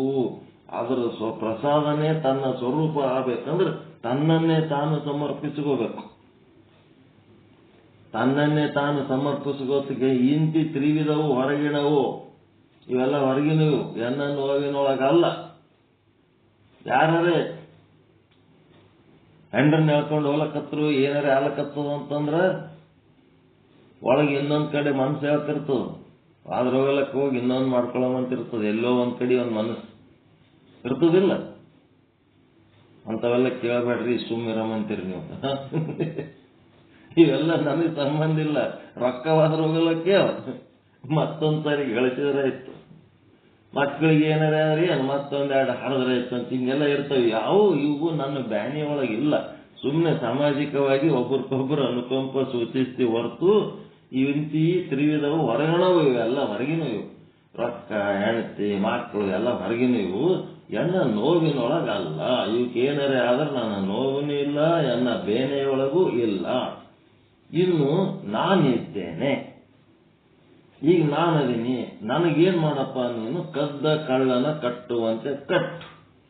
ಕಳ್ಳರಿ ಕಟ್ಟಿ ಹಾಕ್ತಾರಲ್ಲ ಕಂಬಕ್ಕ, ಹಂಗ ಕಟ್ಟಿ ಹಾಕಿ ನೀನು ಜಂಗಮ ರೂಪಾಗಿ ಬಂದು ಎನ್ನ ಅಂಗದ ಮೇಲೆ ಶಸ್ತ್ರವನ್ನಿಕ್ಕಿ ನೋಡು, ಬಸಿದ ಶೂಲ ಪ್ರಾಪ್ತಿಯ ಮಾಡಿ ನೋಡು, ಸೂಜಿಯ ಮೊನೆಯಂತಿರ್ದ ಶೂಲದ ಮೇಲಿಕ್ಕಿ ನೋಡು, ನವಖಂಡವ ಮಾಡಿ ಕಡಿದು ನೋಡು, ನನ್ನನ್ನು ನೀನು ಕತ್ತರಿಸಿ ನೋಡು ಹೆಂಗಿರ್ತದೆ. ಆ ಶೂಲ 5 ಮುಖವಾಗಿ ಹಾಯುವಾಗ ಹರಿತಿನಿಸಿ ನೋಡು. ಹಿಂಗ ಎಲ್ಲ ಏನ್ ಬೆಕ್ಕದ್ ಮಾಡು. ಈ ರೀತಿಯಲ್ಲಿ ಎನ್ನ ಭಂಗಪಡಿಸಿ ನೋಡಿದಡೆಯೂ ಲಿಂಗಾರ್ಚನೆ ಮಾಡುವುದ ಬಿಡೆ, ಜಂಗಮ ದಾಸೋಹ ಮಾಡುವುದ ಬಿಡೆ, ಪಾದ ತೀರ್ಥ ಪ್ರಸಾದ ಕೊಂಬುವುದು ಬಿಡೆ. ಹೆಂಗದರ ಇದು? ಗುರುಲಿಂಗ ಜಂಗಮರ ಅರ್ಚನೆ ನನಗೆ ಎಷ್ಟೇ ಕಷ್ಟ ಆದ್ರೂ ನಾ ಮಾಡೋದು ಬಿಡಂಗಿಲ್ಲ. ಯಾಕಂದ್ರೆ ಅದು ಮಾಡೋದ್ರಿಂದ ನನಗೆ ಪ್ರಸನ್ನತೆ ಉಂಟಾಗ್ತದ. ನಾನು ಪ್ರಸಾದ ಸ್ವರೂಪ ಆಗ್ಬೇಕಾಗ್ಯದ. ಬೇರೆ ನನ್ನಿಂದ ಭಿನ್ನವಾದ ಪದಾರ್ಥಗಳನ್ನ ದೇವರಿಗೆ ಸಮರ್ಪಿಸಿ ನೈವೇದ್ಯ ಮಾಡಿ ಪ್ರಸಾದ ಅಂತ ಸ್ವೀಕಾರ ಮಾಡಿ ಅದರಿಂದ ಸಂತೋಷ ಪಡುವುದಕ್ಕಿಂತ ದೊಡ್ಡ ಆನಂದ ಯಾವುದು ತಾನೇ ನೈವೇದ್ಯ ಆಗಿ ಆ ಪರಮಾತ್ಮನ ಕರುಣೆ ಪಡ್ಕೊಂಡು ತಾನೇ ಪ್ರಸಾದ ಆಗದು. ಅದು ದೊಡ್ಡದು. ಇದೇ ಸದ್ಯೋನ್ಮುಕ್ತ ಸ್ಥಿತಿ. ಎಂತ ಕಷ್ಟ ಬಂದ್ರೂ ನಾನು ಗುರುಲಿಂಗ ಜಂಗಮರ ಒಂದು ಆರಾಧನೆ, ಅರ್ಚನೆ, ಪೂಜೆನೆ ಅದನ್ನ ಬಿಡಂಗಿಲ್ಲ. ಇಂತಿ ತ್ರಿವಿಧಕ್ಕೆ ರೋಷ ಮಾಡಿ ಬಿಟ್ಟೆನಾದಡೆ ಇಂಥದ್ರ ಎಲ್ಲರೇ ಇವೆಲ್ಲ ಯಾರು ಸಮರ್ಪಿಸ್ತಾರ್ರಿ, ಇಂಥವೆಲ್ಲ ಏನಿವು ಅಂತೇಳಿ ಏನೇ ರೋಷ ಮಾಡಿ ಬಿಟ್ಟಿನಿ ಅಂದ್ರೆ ನಿಮ್ಮಾಣೆ, ನಿಮ್ಮ ಪ್ರಮತರಾಣೆ. ಇಷ್ಟರೊಳಗೆ ತಪ್ಪುಳ್ಳಡೆ ಮೂದಲಿಸಿ ಮೂಗಕ್ಕೊಯ್ಯಿ ಕೂಡಲ ಸಂಗಮ ದೇವ ಅಂತ ಹೇಳಿದ್ರು. ಹಿಂಗ ಇದು ವಚನ ಬರ್ಕೊಳ್ರಿ ಒಂದ್ ಕಡೆ ಎಲ್ಲರ. ನೈವೇದ್ಯ ಹೆಂಗ್ ಮಾಡಿದ ಬಸವಣ್ಣ ಗುರುಲಿಂಗ ಜಂಗಮರಿಗೆ ತನ್ನಲ್ಲಿರುವಂತ ಈ ಭೋಗಗಳನ್ನ ನೈವೇದ್ಯ ಮಾಡಿ ಪ್ರಸಾದ ಮಾಡಿ ಸ್ವೀಕಾರ ಮಾಡಿ ತನ್ನನ್ನೂ ಸಹಿತ ಯಾವ ರೀತಿ ನೈವೇದ್ಯ ಮಾಡಿಕೊಂಡು ತಾನು ಪ್ರಸಾದ ಸ್ವರೂಪ ಆದ ಅನ್ನಂತ ವಿಚಾರ ಇಲ್ಲಿ ಹೇಳಿದರು. ಇದು ಪ್ರಸಾದಿಯ ಆಚಾರಲಿಂಗ ಸ್ಥಳ. ಇಂತಪ್ಪ ಪ್ರಸಾದಿಯ ಆಚಾರಲಿಂಗ ಸ್ಥಳವನ್ನ ಅಂಗಗೊಂಡಿರ್ಪ ಅವಧಾನಿಯ ಷಡ್ವಿಧ ಲಿಂಗ ಸಂಘವಾದ ವಿವರ ಮುಂದೆ ಪ್ರಸಾದಿಯ ಆಚಾರಲಿಂಗ ಸ್ಥಳ. ಪ್ರಸಾದಿ ಅಂದ್ರ ಹೆಂಗಿರ್ಬೇಕಂದ್ರ ಹುಡುಗಾಟ ಅಲ್ಲದು. ತನ್ನನ್ನು ತನ್ನ ಪದಾರ್ಥಗಳನ್ನು ಪರಮಾತ್ಮನಿಗೆ ಏನ್ ಮಾಡ್ಬೇಕು, ಇದೆಲ್ಲ ಇದ್ರಾಗ ನಂದೇನು ಇಲ್ಲಪ್ಪ, ಇದೆಲ್ಲ ನಿಂದು, ನನ್ನ ಭೋಗ ಉಪಭೋಗಗಳೆಲ್ಲ ನಿನ್ನ ಭಿಕ್ಷೆ ಅಂತ ತಿಳ್ಕೊಂಡು ಆ ಗುರುಲಿಂಗ ಜಂಗಮರಿಗೆ ಆ ಪದಾರ್ಥಗಳನ್ನ ನೈವೇದ್ಯ ಮಾಡುವಂತವನಿಗೆ ಏನಂತಾರೆ, ಪ್ರಸಾದಿ ಅಂತಾರ. ತನ್ನಿಂದ ಭಿನ್ನವಾದ ತನ್ನ ಪದಾರ್ಥಗಳಾಗಿರ್ಬೋದು ಪ್ಲಸ್ ತನ್ನನ್ನೂ ನೈವೇದ್ಯ ಮಾಡಿಕೊಂಡು ತಾನೂ ಸ್ವತಃ ಪ್ರಸಾದ ಸ್ವರೂಪ ಆಗಿ ತನ್ನಿಂದ ಭಿನ್ನವಾದ ಪದಾರ್ಥಗಳನ್ನ ನೈವೇದ್ಯ ಮಾಡಿ ಪ್ರಸಾದ ರೂಪ ಮಾಡಿಕೊಂಡು ತಾನೂ ಸ್ವೀಕಾರ ಮಾಡೋದು, ಮತ್ತೆ ತಾನು ಪ್ರಸಾದ ಸ್ವರೂಪ ಆಗೋದು. ಪ್ರಸಾದ ಸ್ವೀಕಾರ ಮಾಡ್ತಾ ಮಾಡ್ತಾ ಮಾಡ್ತಾ ತಾನು ಪ್ರಸಾದ ಸ್ವರೂಪ ಆಗುವುದು. ಪ್ರಸಾದ ಅಂದ್ರೆ ಪರಮಾತ್ಮನ ಒಂದು ಸ್ಥಿತಿ, ಮೋಕ್ಷದ ಸ್ಥಿತಿ. ಅದು ಪ್ರಸಾದ ಕೊಡ್ತಾನ ಪರಮಾತ್ಮ ಅಂತಂದ್ರೆ ಪರಮಾತ್ಮನೇ ಪ್ರಸಾದ. ಅದು ಏನು ಎದ್ರಾಗ ಬರ್ತದದು? ಸದ್ರೂಪ, ಚಿದ್ರೂಪ, ಆನಂದ ರೂಪ, ನಿತ್ಯ ರೂಪ, ಪರಿಪೂರ್ಣ ರೂಪ, ಐದರಾಗ ಒಂದು ಕಡೆ ಬರ್ತದದು ಪ್ರಸಾದ. ಪ್ರತಿಯೊಂದು ಈ ಐದರೊಳಗೆ ಬರ್ತಾವ.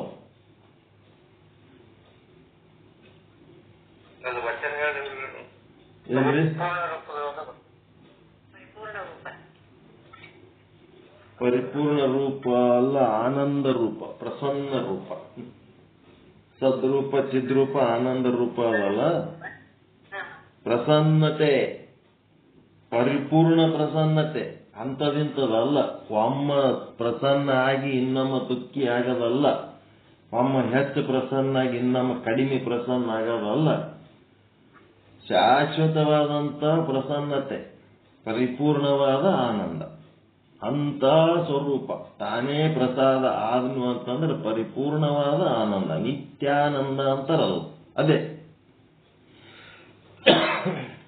ನಿತ್ಯ ಅಂದ್ರೆ ಪರ್ಮನೆಂಟ್, ಶಾಶ್ವತ. ನಿತ್ಯಾನಂದ ಆಗದು ಎದರಿಂದ ಆತೀವಂದ್ರೆ ಪರಮಾತ್ಮನಿಗೆ ಸಮರ್ಪಿತ ಆದ್ರೆ ಮಾತ್ರ ನಿತ್ಯಾನಂದ ಆಗ್ತೀವಿ. ಬಹಳ ಮುಖ್ಯ ಅದು. ಅದಕ್ಕೆ ಈ ವಚನಗಳು ಮುಗಿದ ಮೇಲೆ ನೆಕ್ಸ್ಟ್ ಪ್ರಸಾದಿಯ ಆಚಾರಲಿಂಗ ಸ್ಥಳ ಅಂತಂದ್ರೆ ಭಕ್ತ ಸ್ಥಳ. ಇನ್ನು ಅದು ನಿರ್ದೇಶ ಸ್ಥಳ ಮುಗೀತು. ಹೆಂಗಿರ್ಬೇಕು ಪ್ರಸಾದಿ ಆದವನು, ಹೆಂಗಿರ್ಬೇಕಂತ ನಿರ್ದೇಶ ಸ್ಥಳ. ಪ್ರಸಾದಿ ಆದವನು ಹೆಂಗ ಇರಬಾರದು ಅಂತೇಳಿ ಎಂಥದ್ದು ತಾಮಸ ನಿರಸನ ಸ್ಥಳ. ಈಗೇನಾಯ್ತು, ಪ್ರಸಾದಿ ಆಚಾರಲಿಂಗ ಸ್ಥಳ ಅಂದ್ರೆ ಅವನ ಆಚರಣೆಗಳು ಹೆಂಗಿರಬೇಕು, ಪ್ರಸಾದಿಯ ಆಚರಣೆಗಳ ಬಗ್ಗೆ ಮುಂದೆ ಹೇಳ್ಕೊತ ಹೋಗ್ತಾರೆ. ಇವೆಲ್ಲ ಸುಮ್ಮನೆ ಹೇಳ್ಕೊತ ಹೋಗ್ತಾರ, ಕೇಳ್ಕೊತ ಹೋಗ್ತೀವಿ ಅಂತ ಅಂದ್ರಲ್ಲ.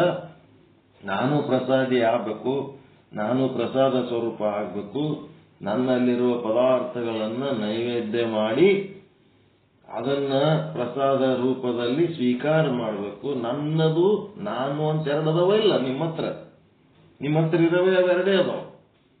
ನನ್ನದು ಅಂತ ಒಂದದ, ಒಂದು ನಾನು ಅಂತ.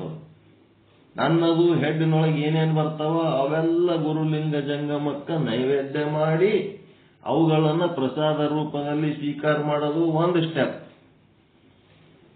ಅವು ನಿಮ್ಮೂ ಅಲ್ಲವು, ಅವು ಜಗತ್ತಿನೂ ಅದಾವ, ಪಂಚಭೂತದ್ದು ಅದಾವ, ಪರಮಾತ್ಮನ ಭಿಕ್ಷೆ ಅದಾವವು. ಆದ್ರ ನನ್ನವು ಕೊಡೋದ್ರ ಜೊತೆಗೆ ನನ್ನನ್ನು ಅಲ್ಲಿ ನೈವೇದ್ಯ ಮಾಡಿಕೊಂಡು ನಾನೇ ಸ್ವತಃ ಪ್ರಸಾದ ಸ್ವರೂಪ ಆಗಬೇಕು. ಇದು ಎರಡನೇ ಉದ್ದೇಶ.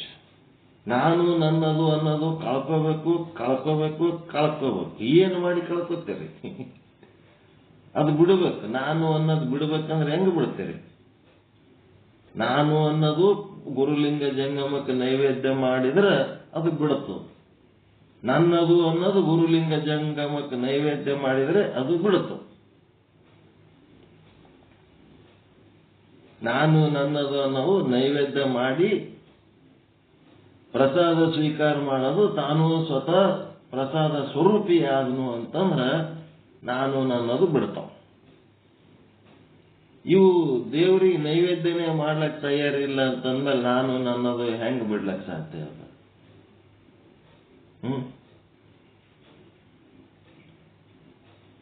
ಪ್ರಸಾದ ಪ್ರಸಾದ ಪ್ರಸಾದ.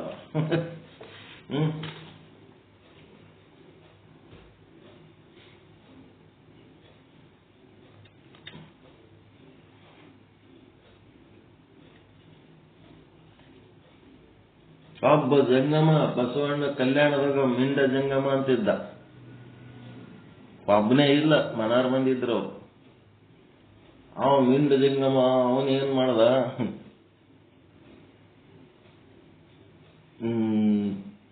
ಬಸವಣ್ಣ ಇಂಥ ವಚನ ಬರ್ದಿದಿ ಅಂತ ಅಂದ್ಮೇಲೆ ನೀಲಾಂಬಿಕೆ ಯಾಕೆ ಕಳಿಸ್ಬಾರ್ದು ನೀನಂತ ಕೇಳ್ತಾನ. ನೀಲಾಂಬಿಕೆ ತಾಯಿಗೆ ಕಳ್ಸಂತ ನಾವು ಈ ವಚನ ಬರೆದ್ಮೇಲೆ ಇದನ್ನ ಯಾರ ಕ್ಲೇಮ್ ಮಾಡ್ಬೋದು? ಹೌದಿಲ್ಲ? ಓಪನ್ ಆಫರ್ ಇಟ್ಟ ನಾವು. ಹೌದಿಲ್ರಿ? ಮಾಡ್ಬೇಕು ಅನ್ಬೋದಿಲ್ಲ, ಕೇಳ್ಬೋದಿಲ್ಲ. ಸತ ವಚನ ಬರ್ದಿರ್ತಾನ. ಹಂಗಂದತ್ನಾಗ ಬಸವಣ್ಣ ಹಿಂದೆ ಮುಂದೆ ಏನೂ ವಿಚಾರ ಮಾಡಂಗಿಲ್ಲ. ಏನ್ ಮಾಡ್ತಾನ?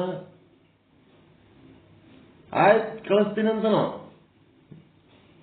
ನೀಲಾಂಬಿಕೆ ತಾಯಿಗೆ ಹೇಳ್ತಾನ. ಅಲ್ಲಿ ಒಬ್ಬ ಜಂಗಮ ಕಾರ್ಯಕರ್ತ ನೋಡಿ,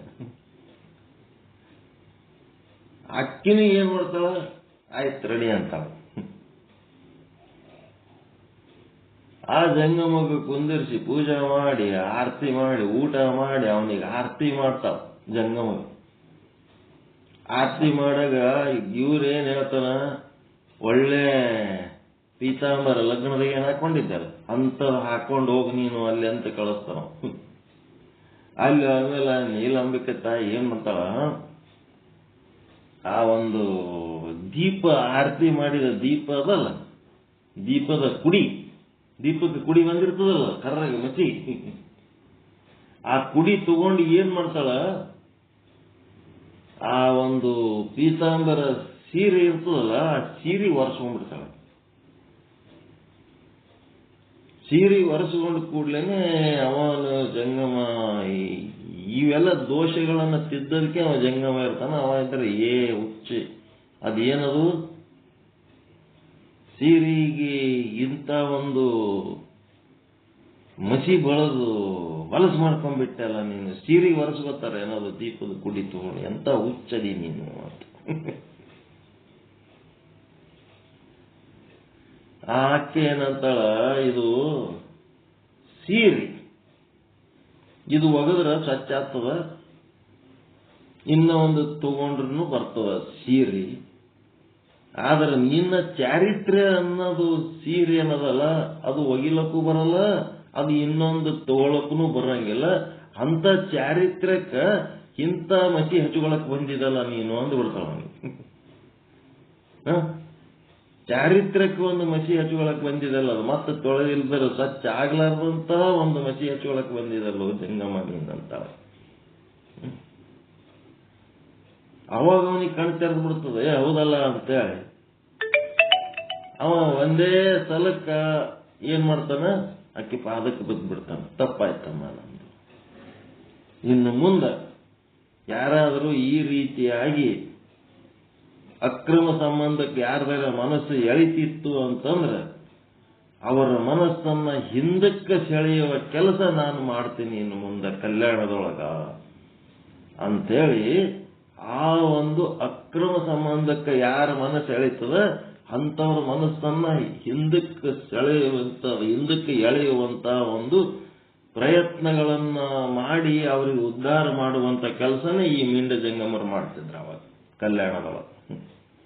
ಮನಸ್ಸು ಇಂಥಲ್ಲಿ ಚಂಚಲಾಲಕತ್ತದ, ಇಂಥಲ್ಲಿ ಹೋಗ್ಬೇಕನ್ಸ್ಲಕತ್ತದ, ಇಂಥದ್ದು ಮಾಡ್ಬೇಕನ್ಸ್ಲಕತ್ತದ ಅನ್ನೋರಿಗೆಲ್ಲ ಇವ್ರದ್ದು ಉಪದೇಶ ಮಾಡ್ತಿದ್ರು.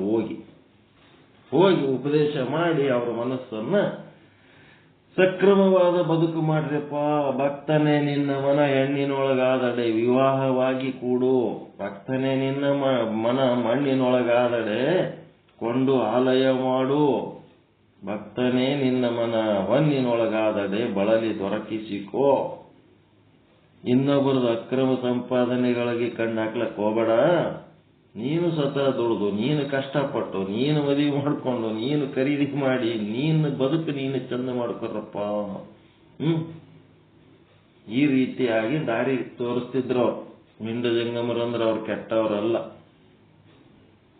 ವೇಶ್ಯಾವಾಟಿಕೆ ಮನೆಗಳಿಗೆ ಸಹಿತ ಹೋಗಿ 12,000 ವೇಶ್ಯೆಯರಿಗೆ ವೇಶ್ಯಾವಾಟಿಕೆ ಮಾಡೋದು ಬಂದ್ ಮಾಡಿಸಿದ್ರು ಅವ್ರು. ಶರಣೆಯರನ್ನಾಗಿ ಮಾಡಿದ್ರು ಅವರಿಗೆಲ್ಲ.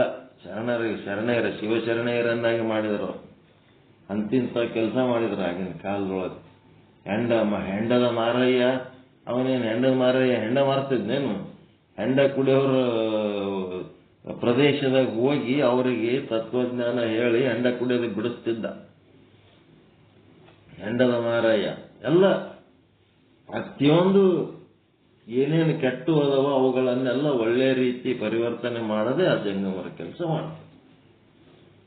ಹೀಗಾಗಿ ಪ್ರಸಾದಿ ನಿರ್ದೇಶನ ಸ್ಥಳ ಅಂತಂದ್ರೆ ಹೆಂಗಾಗಬೇಕಪ್ಪ ಅಂದ್ರೆ ನನ್ನಲ್ಲಿರುವಂತ ನನ್ನವೂ ಅಂತ ಏನದವ ಅವುಗಳನ್ನ ನೈವೇದ್ಯ ಮಾಡಿ ಅದನ್ನ ಪ್ರಸಾದ ಮಾಡಿಕೊಂಡು ಸ್ವೀಕಾರ ಮಾಡುವಂತ ಕೆಲಸ ಮಾಡಬೇಕು. ಮತ್ತೆ ಏನಾರೇ ಬರಲಿ, ನೀವು ಲೆಕ್ಕದಿರ್ಲಿ, ಅದು ಎಲ್ಲದಕ್ಕೂ ಒಂದು ಪ್ಯಾಂಟ್ ಪೀಸ್ ತಂದ್ರಿ, ಒಂದು ಶರ್ಟ್ ಪೀಸ್ ತಂದ್ರಿ, ಮನೆಯೊಳಗೆ ಒಂದು ಅಲ್ಮರಿ ತಂದ್ರಿ, ಒಂದು ಟಿವಿ ತಂದ್ರಿ, ಮತ್ತೇನೋ ಫ್ರಿಜ್ ತಂದ್ರಿ, ಮತ್ತೇನೋ ಒಂದು ಗಾಡಿ ತಂದ್ರಿ. ಏನು ತಂದ್ರೂ ಬಜಾರ್ಲಿಂತ ಮನೆಗೆ ಏನ್ ತರ್ತೀರಿ ಅದನ್ನ ಮೊದಲ ದೇವರ ಜಗಲಿ ಮುಂದಿಡಬೇಕು. ಅದಕ್ಕೊಂದಿಷ್ಟು ನೀರು ಹೊಡೆದು ಒಂದಿಷ್ಟು ವಿಭೂತಿ ಹಚ್ಚಬೇಕು. ಬೆಕ್ಕದಿರ್ಲ ಹಚ್ಚಿ ಪರಮಾತ್ಮ ಇದು ನಂದಲ್ಲಪ್ಪ, ಇದು ನಿನ್ನ ಭಿಕ್ಷೆ, ಇದು ನಿನ್ನ ಕರುಣೆ ಅಂತೇಳಿ ಪರಮಾತ್ಮನನ್ನು ನೆನೆಸಿ ಪರಮಾತ್ಮನಿಗೆ ನೈವೇದ್ಯ ಮಾಡಿ ಅದನ್ನ ಪರಮಾತ್ಮ ನಿನ್ನ ಪ್ರಸಾದಪ್ಪ ಅಂತೇಳಿ ಅದನ್ನು ಸ್ವೀಕಾರ ಮಾಡಬೇಕು, ಅದನ್ನು ಭೋಗಿಸ್ಬೇಕು. ನಾಳೆ ಮದುವೆ ಮಾಡಿಕೊಂಡಾಗ ನಿಮ್ಮ ಮಗ ಇರ್ಬೋದು, ಮಗಳಿರ್ಬೋದು, ಅವ್ರಿಗೆ ಹೇಳಬೇಕು ಪರಸ್ಪರ ವಿಭೂತಿ ಹಚ್ಚ್ರಿ. ಹಚ್ಚಿ ಏನ್ ಮಾಡ್ಬೇಕು, ಆ ಹೆಣ್ಣು ನನ್ನ ಮಗಳು ಇತ್ತು ಅಂದ್ರೆ ಗಂಡಗ ವಿಭೂತಿ ಹಚ್ಚಿ ಪರಮಾತ್ಮ ಈ ಗಂಡ ನಿನ್ನ ಪ್ರಸಾದಪ್ಪ, ಈ ಸಂಸಾರದ ಭಾರ ನಿಂದಪ್ಪ, ಹೆಂಗ ನಡೆಸ್ತಿ ನಿಂದ ನೋಡಪ್ಪ ಅಂತ ಪರಮಾತ್ಮಗೆ ನೆನೆಸಿ ಅಲ್ಲಿ ಅವ್ರ ಜೀವನ ಸ್ಟಾರ್ಟ್ ಮಾಡಬೇಕು. ಗಂಡ ಇತ್ತಂತಂದ್ರ ಈ ಹೆಣ್ಣು ನನ್ನ ಜೀವನದಾಗ ಬರಬೇಕು, ಇದು ನಿನ್ನ ಪ್ರಸಾದಪ್ಪ ಅಂತೇಳಿ ಅದಕ್ಕೆ ದೇವರ ಮುಂದೆ ಇಟ್ಟು ವಿಭೂತಿ ಹಚ್ಚಿ ನಮಸ್ಕಾರ ಮಾಡಿ ಜೀವನ ಸ್ಟಾರ್ಟ್ ಮಾಡಬೇಕು. ಪ್ರತಿಯೊಂದು ಅವನ ಪ್ರಸಾದ. ಒಂದು ಗುಟುಕ ನೀರು ಅವನ ಪ್ರಸಾದ, ಒಂದು ತಿತ್ತ ಅನ್ನ ಅವನ ಪ್ರಸಾದ, ಒಂದು ಉಸಿರು ಅವನ ಪ್ರಸಾದ.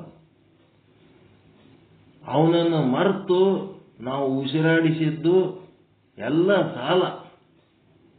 ಪರಮಾತ್ಮನನ್ನು ಮರ್ತಕ್ಕೆ ನಾವು ಉಸಿರಾಡಿಸಿದ್ದೆಲ್ಲ ಸಾಲ ಬಡ್ಡಿ ಸಮೇತ ಅದನ್ನ ಉಸಿರು ಹಾಕ್ತಿರ್ತಾರೆ ನೋಡ್ರಿ, ಜಗ್ಗಿ ಉಸಿರು ಹಾಕ್ತಿರ್ತಾರೆ ಜೀವನದಾಗ ಕಷ್ಟಪಟ್ಟು. ಯಾಕಂದ್ರೆ ಅವನು ಮರೆತು ಉಸಿರಾಡಿಸಿದ್ದೆ ಉಸಿರವು ಅವನಿಗೆ ಅರಿತು ಇದೆಲ್ಲ ನಿನ್ನ ಉಸಿರಪ್ಪ, ನಿನ್ನ ಗಾಳಿ, ನಾನು ನಿನ್ನ ಭೂಮಿ, ನಿನ್ನ ಆಶ್ರಯದಾಗಿದ್ದೀನಿ, ನಿನ್ನ ಗಾಳಿ ನಿಂತ ನಾವು ಉಸಿರಾಡಿಸ್ಲಕತ್ತೀನಿ, ನೀ ಕೊಟ್ಟು ನೀರನ್ನ ಕುಡಿಯಲಕತ್ತೀನಿ ಅಂದ್ರೆ ಅವ ಆನಂದ ಪ್ರಸನ್ನ ಇರ್ತಾನ.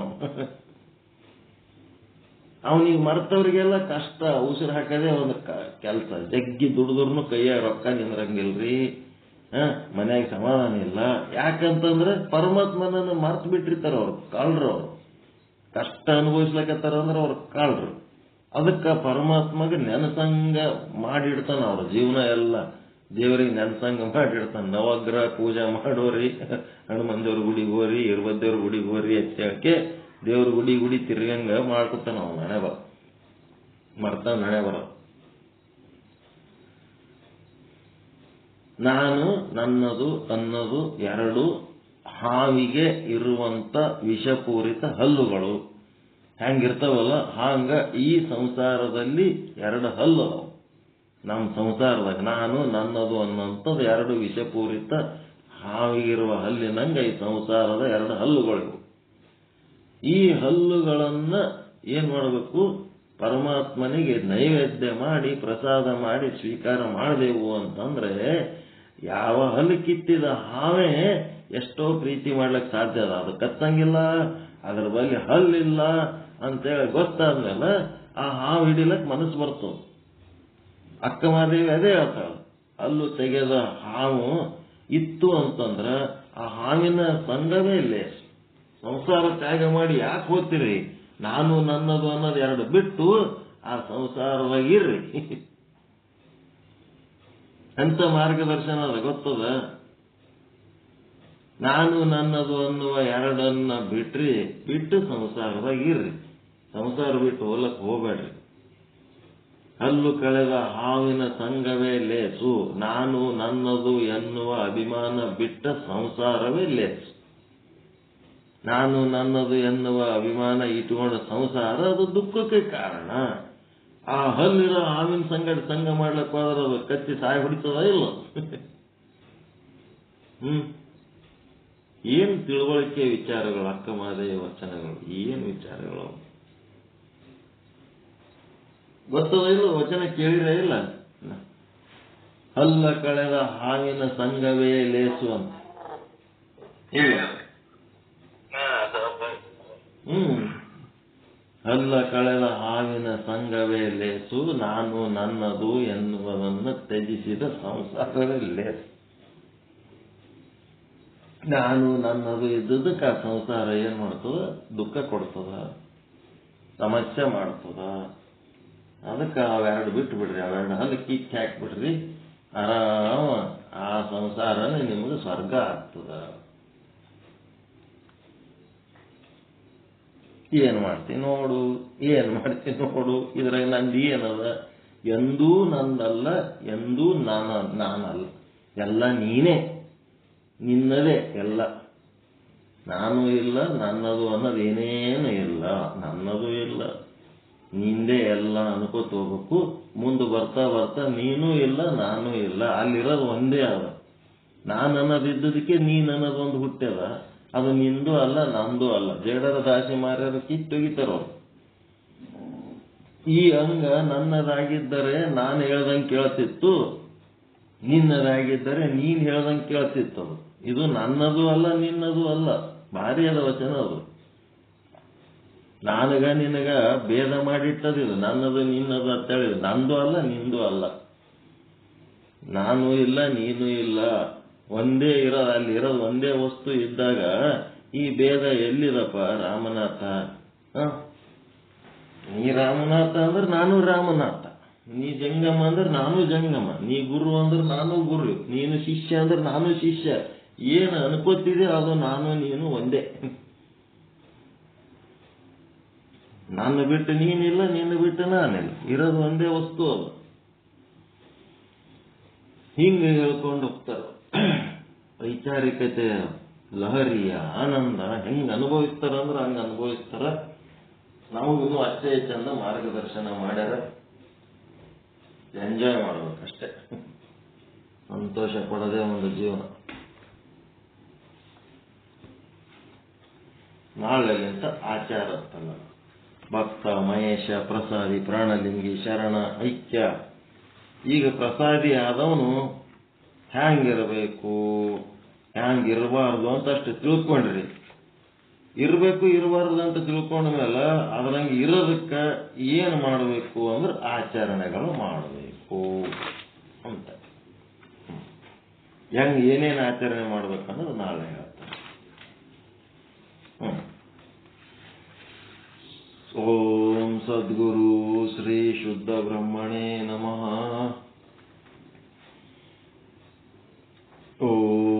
ಸದ್ಗುರು ಶ್ರೀ ಸಾಧು ಶ್ರೀ ನಿಶ್ಚಲದಾಸಜಿಯೇ ನಮಃ. ಓಂ ಸದ್ಗುರು ಶ್ರೀ ಪಂಡಿತ ಪೀತಾಂಬರಜಿಯೇ ನಮಃ. ಶ್ರೀ ವಿಚಾರ ಸಾಗರ ಸಾಧು ಶ್ರೀ ನಿಶ್ಚಲದಾಸಜಿಯವರ ಕೃತಿ ತರಂಗ 5 ಮಧ್ಯಮ ಅಧಿಕಾರಿ ಅದೃಷ್ಟಿ ಮಹಾರಾಜರ ಜೊತೆಗೆ ಸಂವಾದ 247ನೇ ವಿಷಯಾಂಕ ನಾಮಭೇದಗಳಿಂದ ಕೂಡಿದ ಮಾಯೆಯ ಸ್ವರೂಪದ ನಿರೂಪಣೆ 154ನೇ ಕವಿತ್ವದ ಒಂದು ವಿಶ್ಲೇಷಣೆ ಅತ್ಯಂತ ವಿವರವಾಗಿ ಹರಿದು ಬರ್ತಾ ಇದೆ. ಆ ಮಾಯೆಯ ವರ್ಣನೆಯ ಒಂದು ಸಂದರ್ಭದಲ್ಲಿ ಸರ್ಪಭೂಷಣರು ಮಾಯೆಯ ಬಗ್ಗೆ 3 ರೀತಿಯಾದ ತಮ್ಮ ಅಭಿಪ್ರಾಯಗಳನ್ನು ವ್ಯಕ್ತಪಡಿಸಿದ್ದಾರೆ. ಒಂದು ಹಿರಿಯ ಮಾಯೆ, ಇನ್ನೊಂದು ಕಿರಿಯ ಮಾಯೆ, ಮೂರನೇದ್ದು ಬರಿಯ ಮಾಯೆ. ಹಿರಿಯ ಮಾಯೆ ಅಂತಂದ್ರ ತಾನು ಅಲ್ಲದ ದೇಹವನ್ನ ತಾನು ಅಂತ ತಿಳ್ಕೊಂಡು ತಾನೇ ಆತ್ಮಸ್ವರೂಪನಾಗಿ ತನ್ನ ಸ್ವಸ್ವರೂಪವನ್ನು ಮರ್ತದ್ದು ಇದು ಹಿರಿಯ ಮಾಯೆ. ಶಿವೋಹಂ ಎನ್ನುವುದು ಮರ್ತನ, ದೇಹ ತಾನಲ್ಲ ಅದೇ ತಾನಂತ ತಿಳ್ಕೊಂಡಿದ್ದು ಇದು ದೊಡ್ಡ ಸಮಸ್ಯೆ. ಕಿರಿಯ ಮಾಯೆ ಅಂತಂದ್ರ ಯಾರೋ ಬರೆದ ಶಾಸ್ತ್ರಗಳನ್ನ ಕಲ್ತು ಬಾಯಿ ಒಳಗ ಭಾರಿ ದೊಡ್ಡ ಮಾತಾಡ್ಕೋತ ತನಗೆ ಯಾವ ಅನುಭವ ಇಲ್ಲ ಅಂದ್ರೂ ತಾನೇ ದೊಡ್ಡ ಅನುಭವಿಗಳಗತ್ಲೆ ಮಾತಾಡ್ಕೊಂತ ಏನ್ ಮಾಡ್ತಿರ್ತಾನ, ನಾನು ಅದು ಓದಿನಿ ಇದು ಓದಿನಿ ಅಂತೇಳಿ ತಲೆಯಾಗಿ ತುಂಬಿಕೊಂಡು ಅಹಂ ಬ್ರಹ್ಮಾಸ್ಮಿ ಎನ್ನುವ ಅನುಭವ ಇಲ್ಲ, ಏನೋ ಅಲ್ಲಿ ಇಲ್ಲಿ ಕೇಳಿ ಒಂಚೂರು ಅನುಭವಿಸಿದ ವಿಚಾರ ಅವನಲ್ಲಿ ಆದ್ರೆ ಅವನದೇನು ಜಾಸ್ತಿ ಬುದ್ಧಿ ಅದಂತಂದ್ರೆ ಯಾರ್ಯಾರು ಎದುರು ಸಿಕ್ಕ್ರ ಅವ್ರಿಗೆ ಏನ್ ಮಾಡ್ತಾನ, ನೀನು ಅದು ಗೊತ್ತದೇನೋ ನಿನಗೆ ಇದು ಗೊತ್ತದೇನೋ ಅಂತೇಳಿ ಚುಚ್ಚಿ ಕೇಳಿ ಅವರಿಗೆ ಸೋಲ್ಸೋದು. ಗೊತ್ತಿಲ್ಲ ಅಂತೇಳಿ ಸೋಲಿಸ್ಬೇಕಂತ ತಾ ಗೆಲ್ಲಬೇಕು, ತಾ ಪಂಡಿತ ಅನ್ಸ್ಕೋಬೇಕು, ತಾ ಶಾಣೆ ಅನ್ಕೋಬೇಕು, ತಾ ದೊಡ್ಡ ಅನ್ಕೋಬೇಕು, ಇನ್ನೊಬ್ರಿಗೆ ಏನೂ ಗೊತ್ತಿಲ್ಲ. ಈಗ ನಾನು ನಿಮಗ್ ಕೇಳ್ತಿರ್ತೀನಿ, ಕೇಳಿದ್ರೆ ಇಲ್ಲ, ನಿಮಗ್ ಗೊತ್ತದ ಇಲ್ಲ ಅಂತಂದ್ರೆ ನಿಮಗೆ ಸೋಲ್ಸೋದ್ರ ಸಲುವಾಗಿ ಕೇಳ್ತೀನಿ, ಏನು ನಿಮಗ್ ಗೊತ್ತಿಲ್ಲ ಅಂತಂದ್ರೆ ಗೊತ್ತು ಮಾಡೋದ್ರ ಸಲುವಾಗಿ ಕೇಳ್ತೀನಿ ನಾನು. ಇವ ಪಂಡಿತ ಹೆಂಗದನ ಕಿರಿಯ ಮಾಯೆ, ಇವ ಏನ್ ಮಾಡ್ತಾನ, ನಿಮಗೆ ಗೊತ್ತಿಲ್ಲ ಅಂತೇಳಿ ನಿಮಗ ಖಜಿಲ್ ಮಾಡ್ಬೇಕಂತ ಕೇಳ್ತಿರ್ತಾನ. ಈಗ ನಾನು ನಿಮಗ್ ಗೊತ್ತದ ಇಲ್ಲ ಅಂತ ಕೇಳ್ತೀನಿ, ನಾನು ನಿಮಗ್ ಖಜಿಲ್ ಮಾಡ್ಬೇಕಂತ ಕೇಳ್ತೀನ ಏನು ನಿಮಗ್ ತಿಳಿಸಿ ಹೇಳ್ಬೇಕಂತ ಕೇಳ್ತೀನ್ರಿ? ತಿಳಿಸಿ ಹೇಳ್ಬೇಕು. ನಿಮ್ಗೇನ್ ಗೊತ್ತಿಲ್ಲ ಅದನ್ನ ಗೊತ್ತು ಮಾಡ್ಬೇಕು. ನಮ್ಮ ಶಿಷ್ಯರು ಎಲ್ಲಿ ಹೋದ್ರೂ ಇದು ನನಗೆ ಗೊತ್ತಿಲ್ಲ ಅಂದಿರಬಾರ್ದು. ಎಲ್ಲ ಇಡೀ ವಿಚಾರ ಸಾಗರ ಅಂದ್ರೆ ಇಡೀ ವಿಶ್ವನೇ ನನಗೆ ಗೊತ್ತಾದ. ಎಲ್ಲಿ ಹೋಗಿ ಕುಂತ್ರು ಸಹಿತ ಅಲ್ಲಿ ಹೇಳಕತ್ತದ್ದು ನಮ್ಮ ಶಿಷ್ಯರಿಗೆ ಗೊತ್ತಿರ್ಬೇಕು, ಎಲ್ಲ ಗೊತ್ತಿರ್ಬೇಕು. ಇವರಿಗೆ ಗೊತ್ತಿಲ್ಲದ ವಿಷಯ ಯಾವುದು ಇರಬಾರದು. ಎಲ್ಲರೂ ಹೋಗಿ ಇದೇನು ಅದ್ಭುತವಾದ ವಿಚಾರ ಹೇಳಕತ್ತಾರತ್ತ ಬಾಯಿ ತೆರ್ಕೊಂಡು ಕೂಡಂಗ ಆಗಬಾರ್ದು ಇನ್ನೊಬ್ಬರ ಮುಂದೆ. ಅಷ್ಟು ಪರಿಪೂರ್ಣತೆ ನಮ್ಮ ಶಿಷ್ಯರ ಬಳಿ ಇರಬೇಕು, ನಮ್ಮ ಶರಣರ ಬಳಿ ಇರಬೇಕು, ನಮ್ಮ ಶಾಂತರ ಬಳಿ ಇರಬೇಕು, ನಮ್ಮ ಸಾಧಕರ ಬಳಿ ಇರಬೇಕು ಅನ್ನೋದೇ ನಮ್ಮ ಕಾಳಜಿ ಇರುತ್ತೆ. ಪರಿಪೂರ್ಣತೆ ಇರಬೇಕು. ಎಲ್ಲರೂ ಗೊತ್ತಿಲ್ಲದ ಮಾಹಿತಿಗಳಿದ್ದು ಅಂದ್ರೆ ನಿಮಗೆ ಗೊತ್ತು ಮಾಡಿಸ್ಬೇಕಂತ ಕಾಳಜಿ ಅಷ್ಟೇ ಹೊರತು ನಿಮ್ಮನ್ನ ಅಪಮಾನ ಮಾಡಬೇಕು, ಖಜೀಲ್ ಮಾಡಬೇಕು ಅನ್ನೋದು ಏನ್ರಿ 70 ವರ್ಷ ಆಯ್ತು 80 ವರ್ಷ ಆಯ್ತು ಈ ವಚನ ಗೊತ್ತಿಲ್ಲ ನಿಮಗ, ಆ ವಚನ ಗೊತ್ತಿಲ್ಲ, ಅವ್ರ ಹೆಸರು ಗೊತ್ತಿಲ್ಲ, ಇವ್ರ ಹೆಸರು ಗೊತ್ತಿಲ್ಲ, ಆ ಬುಕ್ ಗೊತ್ತಿಲ್ಲ, ಈ ದಿನ ಇಂಥವು ಮಾಡ್ಲಕ್ಕ ಬೇಕಾದಷ್ಟು ಬರ್ತವೆ. ಈ ಖಜೀಲ್ ಮಾಡೋ ಬುದ್ಧಿ ತಾನೇ ಬಹಳ ಶಾಣೆ ಅಂತ ತಿಳ್ಕೊಂಡವ ಮತ್ತೆ ಮಂದಿ ಹೇಳಿದ ವಿಷಯಗಳೆಲ್ಲ ತಗೊಂಡು ತಾನೇ ಹೇಳಕತ್ತೀನಿ ಅನ್ನಂಗ ಹೇಳವ ಇವ ಏನದನ, ಇವ ಕಿರಿಯ ಮಾಯೆ, ಅಯೋಗ್ಯ ಅಂತ. ಆದರೆ ಅಷ್ಟಾದ್ರೂ ಮಾಡ್ಲಕತ್ತಾನಲ್ಲ. ನಮ್ದು ಹೆಂಗದ ಅಂತಂದ್ರ ಏನೂ ಮಾಡ್ಲಾರ್ದೆ ಇರೋರ್ಕಿಂತ ಅವ ಏನಾರ ಓದ್ಕೊಂಡು ಇಟ್ಟರೆ ಮಾಡ್ಲಕತ್ತಾನಲ್ಲ, ಅದಕ್ಕೆ ಅವನು ಒಬ್ಬ ಚಲೋ ಮನುಷ್ಯ ಅಂತ ತಗೋಬೇಕು ನಾವು. ಅವನು ಪರಿಪೂರ್ಣತೆ ಇರ್ಲಕ್ಕಿಲ್ಲ. ಯಾವ ಶಾಸ್ತ್ರಗಳು ಓದ್ಲಾರದವನ್ಕಿಂತ ಇವ ಓದ್ಕೊಂಡನಲ್ಲ, ಅದುವರೆ ಮಾಡ್ಯಾನಿಲ್ಲ. ಓದ್ಲಾರ್ದವನ್ಕಿಂತ ಶಾಸ್ತ್ರಜ್ಞಾನ ಇರ್ಲಾರ್ದವ್ರಕ್ಕಿಂತ ಶಾಸ್ತ್ರಜ್ಞಾನ ಇದ್ದವ ಶ್ರೇಷ್ಠ ಹೌದಲ್ರಿ? ಅವ ಮುಂದೆ ಅದನ್ನ ಹೆಂಗ್ ಬಳಸ್ಕೊತಾನ ಹೆಂಗ್ ಬಿಡ್ತಾನ ಆ ಪ್ರಶ್ನೆ ಬೇರೆ. ಅಟ್ಲೀಸ್ಟ್ ಅದು ಕಷ್ಟಪಟ್ಟು ಓದ್ಕೊಂಡನಲ್ಲ, ಅವನಿಗೆ ಶ್ರೇಷ್ಠ ಅಂತೀರ ಕನಿಷ್ಠ ಅಂತೀರ?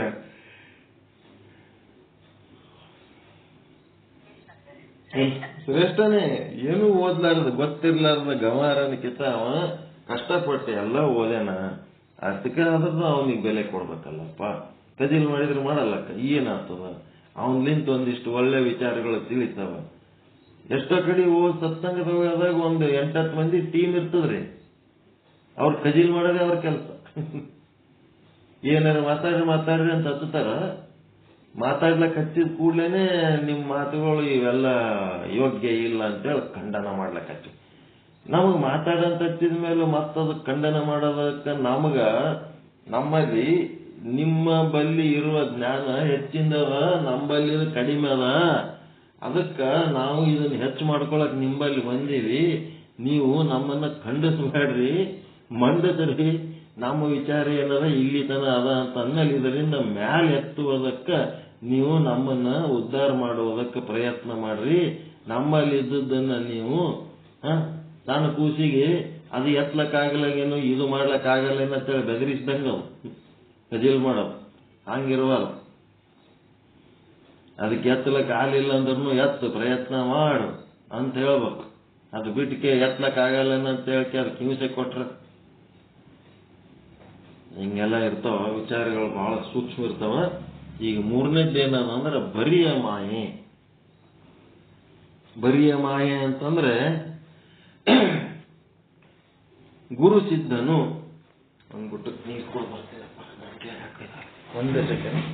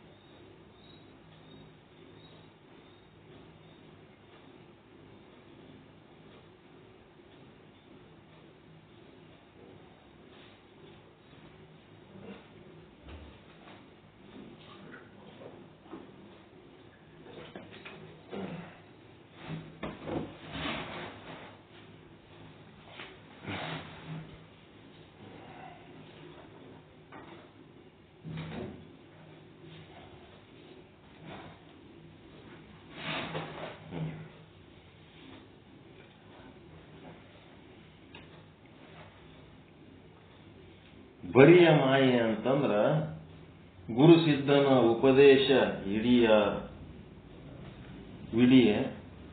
ಹಿಡಿದು ಏಕಾತ್ಮನೇ ತಾನೆಂದು ಅರಿಯದೆ. ಗುರು ಸಿದ್ಧನ ಉಪದೇಶವಿಡಿದು ಗುರುಗಳು ಏನ್ ಹೇಳ್ತಾರ ಆ ಉಪದೇಶವನ್ನು ಹಿಡ್ಕೊಂಡು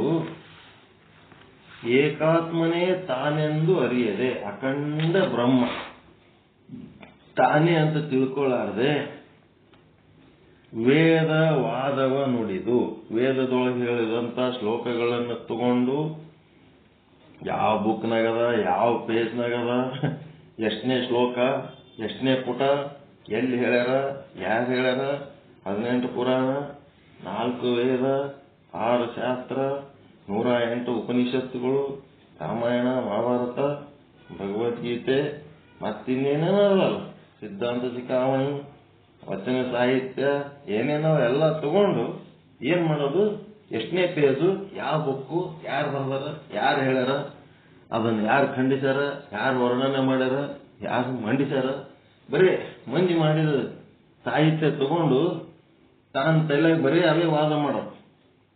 ಗುರು ಸಿದ್ಧನ ಉಪದೇಶವಿಡಿದು ಏಕಾತ್ಮನೇ ತಾನೆಂದು ಅರಿಯದೆ ವೇದ ವಾದವ ನುಡಿದು ವೇದಗಳನ್ನು ಏನ್ ಮಾಡ್ತಾನ, ವೇದಗಳನ್ನು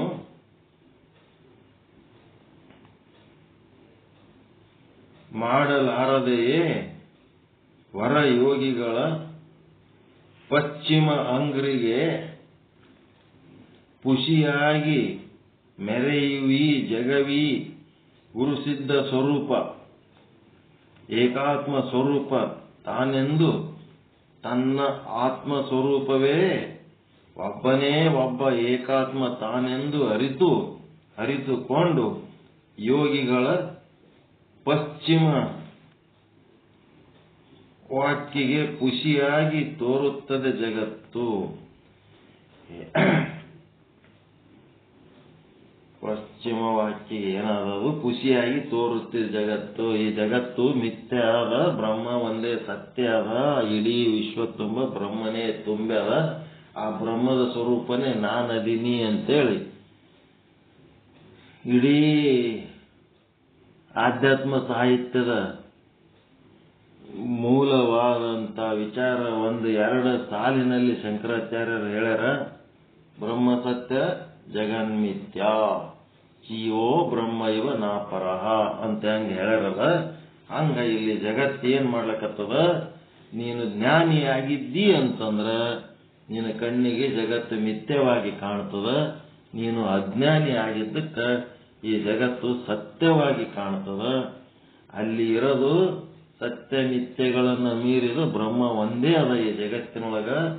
ಅಲ್ಲಿ ಜಗತ್ತಿನೊಳಗಿರುವ ಬ್ರಹ್ಮನು ಒಂದೇ, ನಿನ್ನೊಳಗಿರುವ ಬ್ರಹ್ಮನು ಒಂದೇ, ನೀನೇ ಬ್ರಹ್ಮ.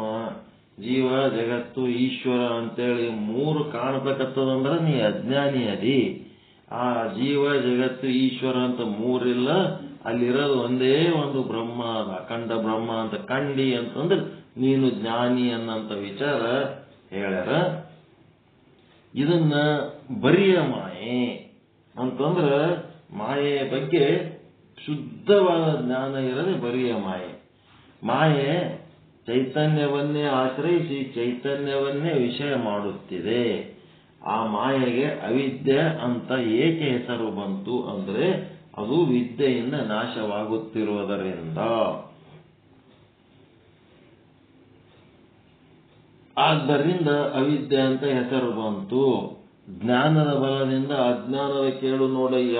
ವಿದ್ಯೆಯ ಬಲದಿಂದ ಏನಾಗ್ತದ? ಅಜ್ಞಾನದ ನಾಶವಾಗುವುದರಿಂದ ಅದಕ್ಕೆ ಅವಿದ್ಯೆ ಅನ್ನಿಸಿಕೊಳ್ಳುತ್ತದೆ.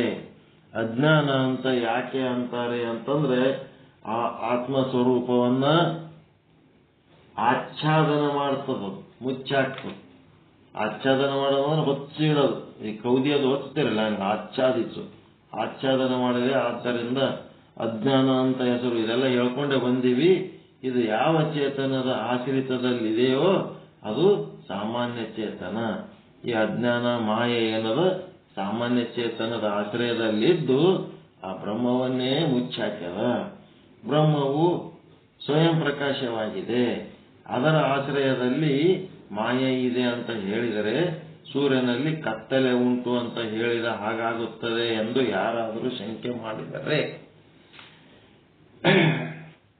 ಇದು ಹೇಳಿದ್ದೆ ಮತ್ತೆ ರಿಪೀಟ್ ಅದ, ಇದು ರಿವಿಷನ್. ಇಲ್ಲೇನಂದ್ರೆ ಬರಿಯ ಮಾಯೆ ಅನ್ನೋದು ಅರ್ಥ ಆಯ್ತಾ ನಿಮಗ? ಹಿರಿಯ ಮಾಯೆ ಕಿರಿಯ ಮಾಯೆ ಅಂತಂದ್ಮೇಲೆ ಬರಿಯ ಮಾಯೆ ಅಂತಂದ್ರ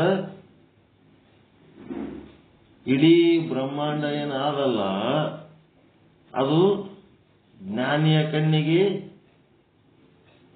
ಬ್ರಹ್ಮ ಸ್ವರೂಪ, ಜಗತ್ತು ಮಿಥ್ಯ, ಅಲ್ಲಿರೋದು ಬ್ರಹ್ಮ ಒಂದೇ. ಈ ರೀತಿ ಪ್ಯೂರ್ ಮಾಯೆಯ ಬಗ್ಗೆ ತಿಳ್ಕೋಬೇಕು. ಮಾಯೆ ಜ್ಞಾನ. ಬರಿಯ ಮಾಯೆ ಅಂತಂದ್ರೆ ಮಾಯೆಯ ಬಗ್ಗೆ ಶುದ್ಧ ಜ್ಞಾನ ಇದೆ, ಇದಕ್ಕಿಂತ ಶುದ್ಧ ಮತ್ತೊಂದಿಲ್ಲ.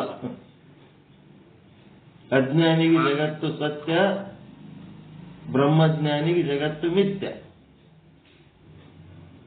ಈ ಜಗತ್ತು ಅವ ನೋಡ್ಬೇಕಾದ್ರೆ ಅವ ಬ್ರಹ್ಮ ಸ್ವರೂಪವಾಗಿ ನೋಡ್ತಾನಲ್ಲ, ಅವನು ಅದು ನಾಮರೂಪಗಳಿಂದ ಏನು ಕಾಣ್ಲಕತ್ತದ ಅದೆಲ್ಲ ಬರಿಯ ಮಾಯೆ. ನಮ್ಮ ಹೆಸರು,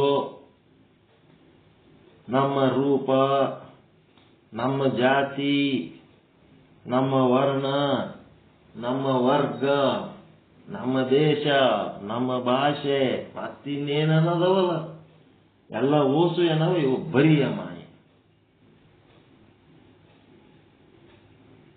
ಈ ಬರಿಯ ಮಾಯೆಯನ್ನ ತಿಳ್ಕೊಂಡು ಏನಾಗಬೇಕು? ನಾನು ಬ್ರಹ್ಮ ಸ್ವರೂಪದಿನಿ ಅಂತ ತಿಳ್ಕೋಬೇಕು. ತಾನು ಬ್ರಹ್ಮ ಎಂದು ತಿಳ್ಕೋಬೇಕು.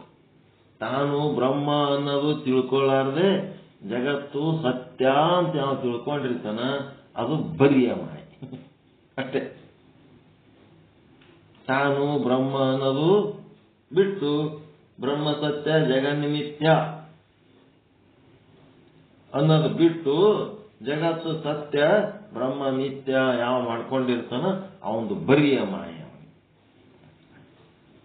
ಅವನಿಗೆ ಮಾಯ ಬಿಟ್ಟರೆ ಬೇರೆ ಏನು ಕಾಣಲ್ಲ. ಸಿದ್ಧಾಂತಿಕ ಮನೆಗೆ ಹೇಳರಲ್ಲ, ಪ್ರಕ್ಷೀಣೆ ಪಾಪ ಪಂಜರೆ, ಪುಣ್ಯಾದಿಕೆ ಪಾಪ ಕ್ಷೀಣೆ. ಯಾರು ಪಾಪ ಕ್ಷೀಣ ಮಾಡಿಕೊಂಡು ಪುಣ್ಯ ಅಧಿಕ ಮಾಡ್ಕೊಂಡಾರ ನಿಷ್ಕಾಮ ಕರ್ಮ ಮಾಡಿ ಏನಾಗ್ಯಾರ, ಪಾಪ ಪಂಜರವನ್ನು ಪ್ರಕ್ಷೀಣ ಮಾಡ್ಕೊಂಡವನಿಗೆ ಕ್ಷೀಣ ಮಾಡ್ಕೊಂಡವನಿಗೆ ಅಲ್ಲಿ ಪರಮಾತ್ಮ ಶಿವ ಕಾಣ್ತಾನ. ಯಾವನು ಪಾಪ ಜಾಸ್ತಿ ತುಂಬಿಕೊಂಡನ ಅವನಿಗೆ ಪರಮಾತ್ಮ ಕಾಣಂಗಿಲ್ಲ, ಬರಿಯ ಮಾಯ ಕಾಣ್ತದ ಅವನಿಗೆ. ನಾಮ ರೂಪಾತ್ಮಕ ಜಗತ್ತೇ ಸತ್ಯ ಅಂತ ಕಾಣಿಸ್ತದ. ತಾನು ಶರೀರ ತನ್ನ ಸಂಸಾರದೊಳಗೆ ನಾನು ನನ್ನದು ಅಂತೇನು ಇಟ್ಕೊಳಲ್ಲ, ಅವೇ ದೊಡ್ಡ ಘನಕಾರ್ಯಗಳಂತ ಕಾಣಿಸ್ತದ ಅವನಿಗೆ. ಹಿಂಗಾಗಿ ಅದು ಬರಿಯ ಮಾಯೆ. ಮಾಯ ಬಿಟ್ರೆ ಅವನಿಗೆ ಪರಮಾತ್ಮ ಕಾಣಂಗೆ ಇಲ್ಲ. ಅದು ಬರಿಯ ಮಾಯೆ. ತಾನು ಬ್ರಹ್ಮ ಅಂತ ಅರಿಯದ ಬಿಟ್ಟು ತಾನು ಈ ನಾಮರೂಪಾತ್ಮಕ ಶರೀರ ತಾನಂತ ತಿಳ್ಕೊಂಡು ಈ ಲೌಕಿಕ ಜಗತ್ತಿನ ಪದಾರ್ಥಗಳೆಲ್ಲ ತನ್ನವು ಅಂತ ಯಾವ ತಿಳ್ಕೊಂಡಿರ್ತಾನ ಅವನದೇನು ಬರಿಯ ಮಾಯೆ. ನಾನು ನನ್ನದು ಅನ್ನೋದು ಪರಮಾತ್ಮನಿಗೆ ನೈವೇದ್ಯ ಮಾಡಿ ಪ್ರಸಾದ ಅಂತ ಸ್ವೀಕಾರ ಮಾಡಿ ಆ ನಾನು ನನ್ನದು ಅಂತ ಕಳ್ಕೊಂಡವನಿಗೆ ಏನಾಗ್ತದ, ಬ್ರಹ್ಮ ಸತ್ಯ ಜಗನ್ಮಿಥ್ಯ ಜೀವೋ ಬ್ರಹ್ಮ ಇವ ನಾಪರಹ ಅಂತೇಳಿ ಏನು ಅನುಭವ ಆಗ್ತದಲ್ಲ, ಅದು ಬರಿಯ ಬ್ರಹ್ಮ. ಬ್ರಹ್ಮ ಆಗ್ಬೇಕ, ಭ್ರಮೆ ಆಗ್ಬೇಕ.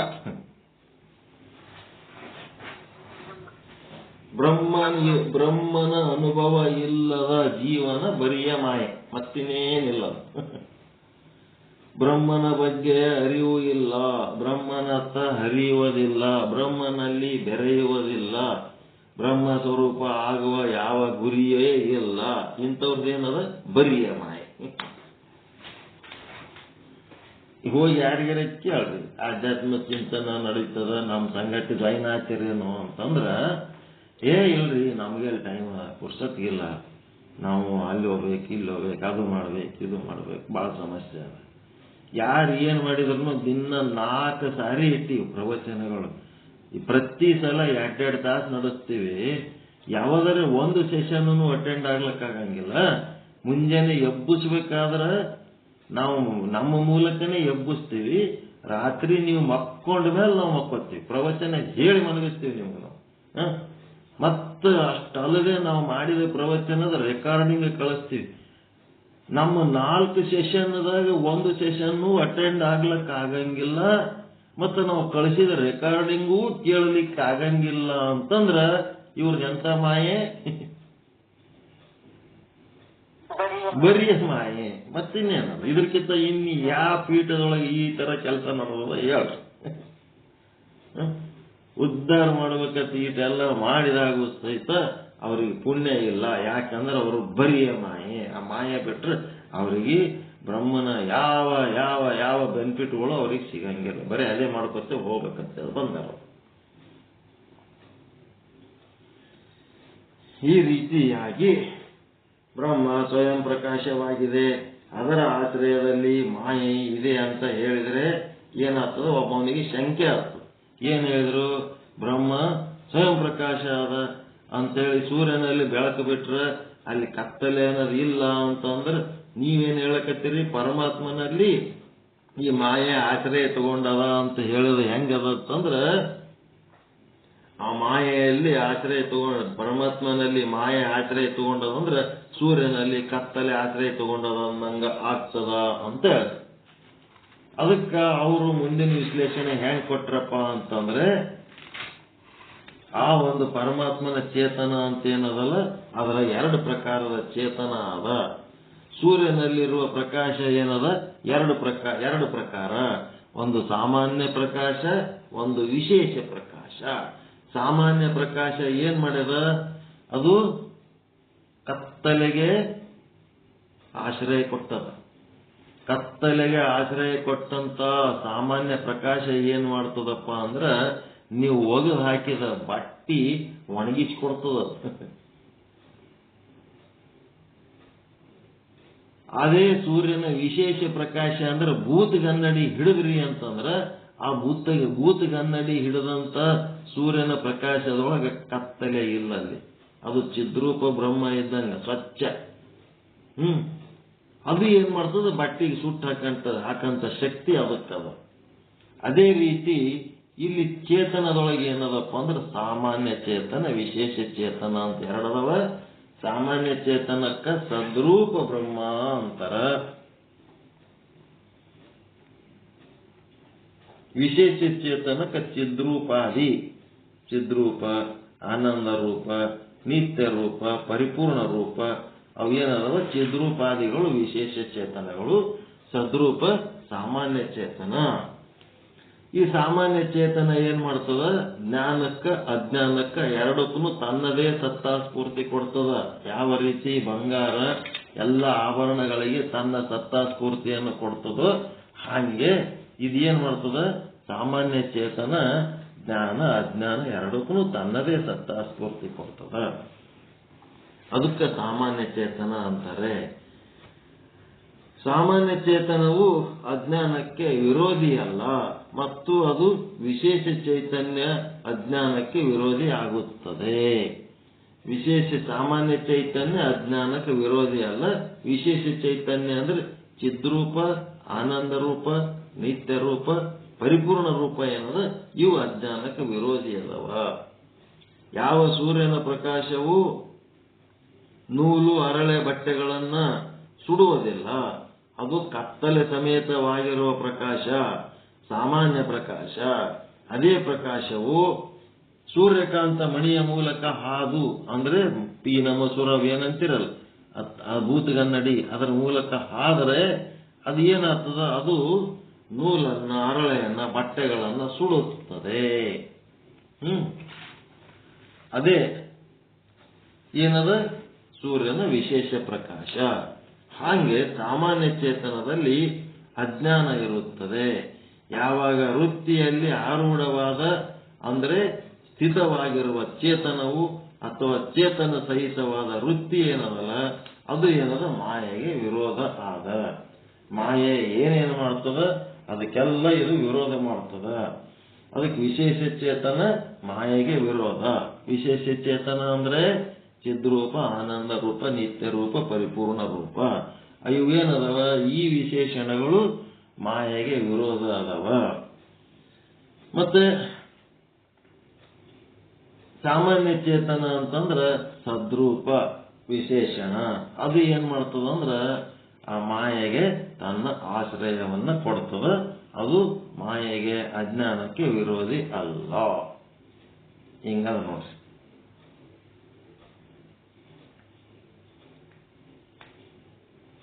ಅದಕ್ಕೆ ಅಹಂ ಬ್ರಹ್ಮಾಸ್ಮಿ ಇದೇನದ ಅಜ್ಞಾನ ವಿರೋಧಿ.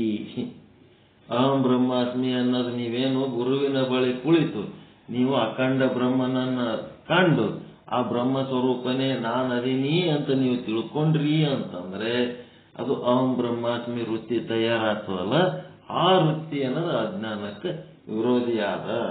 ಆ ಅಹಂ ಬ್ರಹ್ಮಾಸ್ಮಿ ಅನ್ನುವ ವೃತ್ತಿ ನಿಮ್ಮೊಳಗೆ ತಯಾರಾಗಿದ್ದಿಲ್ಲ, ನನ್ನ ಬ್ರಹ್ಮ ಸ್ವರೂಪ ನನಗೆ ಗೊತ್ತಿಲ್ಲ ಅಂತಂದ್ರೆ ನೀವೇನಿರ್ತೀರಿ, ಜೀವಾಸ್ಮಿ. ಅಹಂ ಜೀವಾಸ್ಮಿ. ನೀವು ಜೀವ ಸ್ವರೂಪರಾಗಿರುವ ತನಕ ಅಲ್ಲಿ ಏನಿರ್ತದ, ಅಜ್ಞಾನಕ್ಕೆ ಆಶ್ರಯ ಇರ್ತದೆ.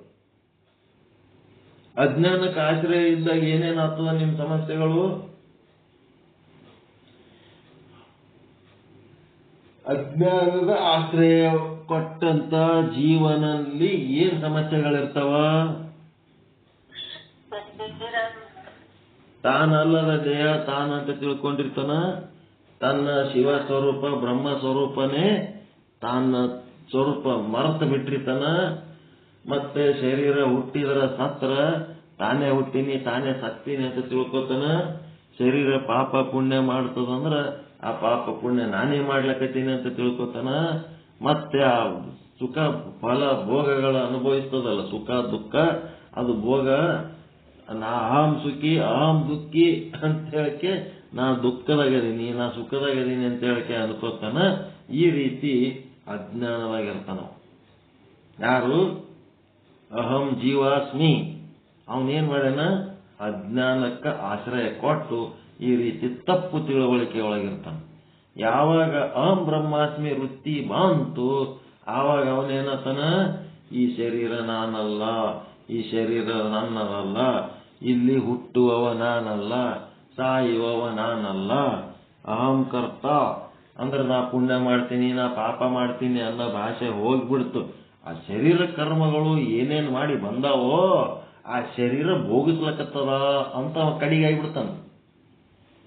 ಈ ಶರೀರ ಹಿಂದ ಏನೇನ್ ಕರ್ಮ ಮಾಡಿ ಬಂದವೋ ಅದು ಶರೀರ ತಾ ಮಾಡಿದ ಕರ್ಮ ತಾ ಭೋಗಿಸ್ಲಕತ್ತದ ಅಂತೇಳಿ ಆ ಶರೀರದಿಂದ ತಾನು ಭಿನ್ನವಾಗಿರ್ತಾನ. ಈ ಜ್ಞಾನ ಗೊತ್ತಿರ್ಲಾರ್ದ ಬ್ರಹ್ಮಾಸ್ಮಿ ವೃತ್ತಿ ನಾ ಬ್ರಹ್ಮ ಅನ್ನೋ ವೃತ್ತಿ ಗೊತ್ತಿರ್ಲಾರ್ದ ಏನ್ ಮಾಡ್ಬಿಡ್ತಾನ, ಅಯ್ಯೋ ನನ್ನ ಶರೀರಕ್ಕೆ ಹಿಂಗಾಗ್ಲಕತ್ತದ, ಅಯ್ಯೋ ನನ್ನ ಶರೀರಕ್ಕೆ ಹಿಂಗಾಗ್ಲಕತ್ತದ, ನಾನು ಶರೀರ ಅನ್ನಂಗಿಲ್ಲವ, ನನಗೆ ಹಿಂಗಾಲಕತ್ತದಂತನೋ, ನನಗೆ ಹಂಗಾಲಕತ್ತದ ನನಗೆ ಹಿಂಗಾಲಕತ್ತದ ಅಂತ ಗೋಳ್ಯಾಡ್ಕತ್ತಾನ. ತನಗೆ ಆಲಕತ್ತದ, ತನಗೆ ಆಲಕತ್ತದೋ ತನ್ನ ಶರೀರಕ್ಕೆ ಆಲಕತ್ತದ. ಯಾರಿಗಾಲಕತ್ತದ? ಸುಖ ದುಃಖಾದಿಗಳ ಅನುಭವ ತನಗಾಲಕತ್ತದೋ ತನ್ನ ಶರೀರಕ್ಕಾಗ್ಲಕತ್ತದೋ? ಶರೀರಕ್ಕಾಗ್ಲಕತ್ತದ. ತಾನದನ ಬ್ರಹ್ಮ, ಅವನಿಗೆ ಯಾಕೆ ಏನಾರ ಪರಕ್ಕಾತ? ಅಲ್ಲಿ ಏನು ವ್ಯವಹಾರ ಇಲ್ಲ. ಆನಂದ ಬಿಟ್ರೆ ಮತ್ತೊಂದು ಏನೇನು ಇಲ್ಲ. ಆನಂದನೇ ಆನಂದ. ಆ ಬ್ರಹ್ಮ ಸ್ವರೂಪ ಇದ್ರೆ ಆನಂದವಾಗಿರ್ತೀವಿ. ಈ ಶರೀರ ಇದ್ರೇಟು ಬಿಟ್ರೇಟು ಏನಾದ್ರೂ ಏನದು? ಚನ್ನ ಮಲ್ಲಿಕಾರ್ಜುನನ ಒಲಿದ ಕಾಯ ನಾಯಿ ತಿಂದರೇನು ನರಿ ನೆಕ್ಕಿದರೇನು ಅಕ್ಕ ಮದುವೆ ಹೆಂಗ ಹೇಳ್ತಾರ. ಅಹಂ ಬ್ರಹ್ಮಾಸ್ಮಿ ವೃತ್ತಿ ಗುರುವಿಗೆ ಹೇಳಿ ಆ ಗುರುವಿನ ವಿಚಾರಗಳನ್ನ ಕೇಳಿ ನನ್ನೊಳಗೊಂದು ಅಹಂ ಬ್ರಹ್ಮಾಸ್ಮಿ ನಾ ಬ್ರಹ್ಮ ಅದೀನಿ ನಾ ಶಿವ ಅದೀನಿ ಅನ್ನಂಥದ್ದು ನೀವು ಗಟ್ಟಿಯಾಗಿ ಮಾಡಿಕೊಂಡ ಮೇಲೆ ಆ ಶರೀರದ ಅವಶ್ಯಕತೆನೇ ಮುಗಿದೋಯ್ತು. ಆ ಶರೀರ ಇರ್ಲಿಲ್ಲ ಅಂತಂದ್ರೆ ಈ ಸಾಧನೆ ಮಾಡ್ಲಿಕ್ಕೆ ಆಗಂಗಿಲ್ಲ. ಆ ಶರೀರ ಇಟ್ಕೊಂಡು ಇದೆಲ್ಲ ಸಾಧನೆ ಮಾಡಿದ್ಮೇಲೆ ಆ ಶರೀರದ ಅವಶ್ಯಕತೆ ಮುಗಿದ ಮೇಲೆ ಬಿಟ್ಟ ಹೆಂಡತಿಯನ್ನು ಯಾರು ಕೂಡಿದಾರೇನು? ನಾನೇ ಬಿಟ್ಟಿನ ಅಕ್ಕಿ ಯಾರ ಬಲ್ಲಿ ಹೋದ್ರೆ ನಮ್ಗೇನಾಗದದ? ಆಕಿದ ಅವಶ್ಯಕತೆನೇ ಮುಗಿದು ಹೋಗ್ಬಿಟ್ಟದ. ನಮಗ ಅವ್ರಿಗೆ ಸಂಬಂಧ ಇಲ್ಲದಂಗೆ ಮಾಡ್ಕೊಂಡ್ಬಿಟ್ಟಿವಿ. ಹಾಂಗ ನಮ್ಮ ಶರೀರದ ಜೊತೆಗೆ ಬಿಟ್ಟು ಹೆಣ್ತಿನ ಮಾಡ್ದಂಗೆ ಮಾಡ್ಕೋಬೇಕು. ಡೈವರ್ಸ್ ಕೊಟ್ಟ ಹೆಣ್ತಿನ ಅದು ಮಾಡ್ಕೊಂಡಂಗೆ ಮಾಡ್ಕೋಬೇಕು. ಅದರೊಳಗೆ ನಮ್ಮ ಅಭಿಮಾನ ಎಷ್ಟೆಷ್ಟು ಇರಬಾರ್ದು. ನಾನಲ್ಲದ ದೇಹ ನಾನಂತ ತಿಳ್ಕೊಂಡದ್ದಕ್ಕೆ ನಮಗಿಷ್ಟ ಭಯ ದುಃಖ ಚಿಂತೆ. ಚನ್ನ ಮಲ್ಲಿಕಾರ್ಜುನನ ಒಲಿಸ ಬಂದ ಪ್ರಸಾದ ಕಾಯ ಅದು ಒಲಿಸಿದ ಮೇಲೆ ಅದನ್ನ ನಾಯಿ ತಿಂದ್ರೇನು ನರಿ ತಿಂದ್ರೇನು ಮುಂದೆ ಈ ಶರೀರ ಏನಾಗ್ತದೋ ಏನೋ ಹೆಂಗ್ ಮಾಡ್ಬೇಕಂದ್ರೆ ಮುಂದಿನವರು ಮೆಡಿಕಲ್ ಕಾಲೇಜ್ಗೆ ಯಾಕೆ ಕೊಡಲ್ರಕ್ಕ, ಎಲ್ಲಾರ ಒಯ್ದ ಅಡವ್ಯಾಗ ಒಗೆಯಲ್ರಕ್ಕ, ಮಣ್ಣು ಯಾಕೆ ಮಾಡಲ್ರಕ್ಕ, ಸುಡಲ್ರಕ್ಕ, ಯಾವ್ದಾರ ನದಿಯಾಗಿ ಬಿಸಾಕಲ್ರಕ್ಕ, ಏನಕ್ಕೆ ಮಾಡಲ್ಲ? ನಮ್ಗೆ ಏನ್ ಮಾಡೋದು? ನೀರಾಗ ಹೋಗೋದು ಮಕ್ಕಳಿಗೆ ಮೀನ ತಿಂದಿರ್ತೀನಲ್ಲ, ಏನಾಗದೇನು? ಘನಮಠ ಶಿವಯೋಗಿಗಳಂತೇಳಿ ಇಲ್ಲಿ ಸಂತೆಕೆಲ್ಲೂರು ಅಂತದ ಲಿಂಗಸೂರು ತಾಲೂಕ ರಾಯಚೂರು ಘನಮಠ ಶಿವಯೋಗಿಗಳಂತ ಆಗಿ ಹೋಗ್ಯಾರ.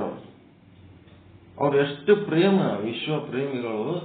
ಈ ಕೃಷಿ ಪ್ರದೀಪಿಕೆ ಅಂತೇಳಿ ಗ್ರಂಥ ಬರ್ದಾರ. ಇವತ್ತಿಗೆ ಸಹಿತ ಅಗ್ರಿಕಲ್ಚರ್ ಕಾಲೇಜ್ನವ್ರು ಆ ಕೃಷಿ ಪ್ರದೀಪಿಕೆ ಬುಕ್ ಟೆಕ್ಸ್ಟ್ ಬುಕ್ ಆಗಿ ಓದ್ತಾರ. ಯೂನಿವರ್ಸಿಟಿ ಬುಕ್ ರೆಫರ್ ಮಾಡ್ತಾರ ಅವ್ರು ಕೃಷಿ ಪ್ರದೀಪಿಕೆ.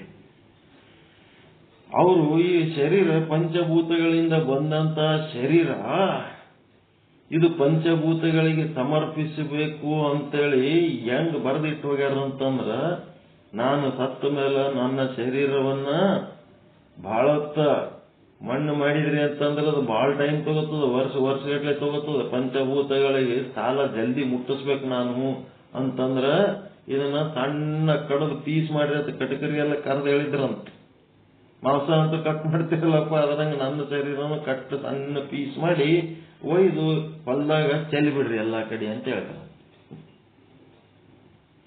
ಹಂಗ ಯಾರೇ ಮಾಡ್ತಾರನ್ರಿ? ಎಲ್ಲರ ಅವ್ರು ಹೇಳೋನ ಮಾಡ್ತಾರ ಯಾರು ಅಂದ್ರೆ ಘನಮಠದ ಘನಮಠ ಶಿವಯೋಗಿಗಳು, ಘನಮಠದಾರರು, ಸಂತೆಕೆಲ್ಲೂರು ಘನಮಠದಾರರು ಕೃಷಿ ಪ್ರದೀಪಿಕೆ ಬುಕ್ ತರಿಸಿಕೊಂಡು ಓದ್ರಿ. ಸಂತೆಕೆಲ್ಲೂರು ಘನಮಠದಾರರು ಸಾಲ, ಭೂಮಿದ ಸಾಲ, ಪಂಚಭೂತಗಳ ಸಾಲ ಸತ್ತ ಮೇಲೂ ನಾನು ಅದು ಮುಟ್ಟಿಸ್ಬೇಕಾದ್ರೆ ಟೈಮ್ ಭಾಳ ಹಿಡಿತದ. ಪೀಸ್ ಮಾಡಿ ಜಲ್ದಿ ಹೊಳ್ಳಿ ಮಣ್ಣಿಂದ ಮಣ್ಣಿಗೆ ಮುಟ್ಟಿಸ್ಬಿಟ್ರೆ ಆ ಕಡೆ, ನೀರಿಂದ ನೀರಿಗೆ ಹೋಲೆ ಕಡೆ, ಅದು ಇಟ್ಕೊಂಡು ಕೂತು ಸಾಕಾಗ್ಯದ ನನಗಂತ. ಶರೀರ ಪೋಷಣೆ ಮಾಡಿದ್ರಿ ಇದು ಹಿಂಗೇ ಬದುಕ್ತದಿದು. ಅಲ್ಲಿಪುರ ತಾತ ಅಂತೇಳಿ 300 ವರ್ಷ ಬದುಕಿದ್ರು. ಅಲ್ಲಿಪುರ ತಾತ ಸಿದ್ಧಾರೂಢ ಸ್ವಾಮಿಗಳು ಬರ್ಲಕತ್ತಾರ ಕಾರ್ಯಕ್ರಮಕ್ಕೆ ಅಂತ ಗೊತ್ತು ಮಾಡಿದ ಕೂಡಲೇ ಸಿದ್ಧಾರೂಢ ಸ್ವಾಮಿಗಳು ಬಂದು ವೇದಿಕೆ ಮೇಲೆ ಕುಂದಿರ್ಸಿದ್ರು. ಪ್ರವಚನ ನಡೀತು. ನಡೆದ ಮೇಲೆ ಅಲ್ಲಿಪುರ ತಾತ ನನ್ನ ಕರೆಸಿದೆ ಮುಖ್ಯ ಅತಿಥಿಯಾಗಿ, ನಾನು ನಿನಗೇನಾರ ಹೊಗಳ್ತೀನಿ ಅಂತ ತಿಳ್ಕೊಂಡಿದ್ದಿ ಅಂದ್ರೆ ಅದು ನಿನ್ನ ಹುಚ್ಚುತನ. 300 ವರ್ಷ ಬದುಕಿದಿ ಅಂತ ಹೇಳಕ್ಕೆ ನಾನು ನಿನಗೇನಾರ ಶ್ರೇಷ್ಠ ವ್ಯಕ್ತಿ ಅಂತಿದ್ನಿ ಅಂದ್ರೆ ಅದು ನಿನ್ನ ಹುಚ್ಚುತನ.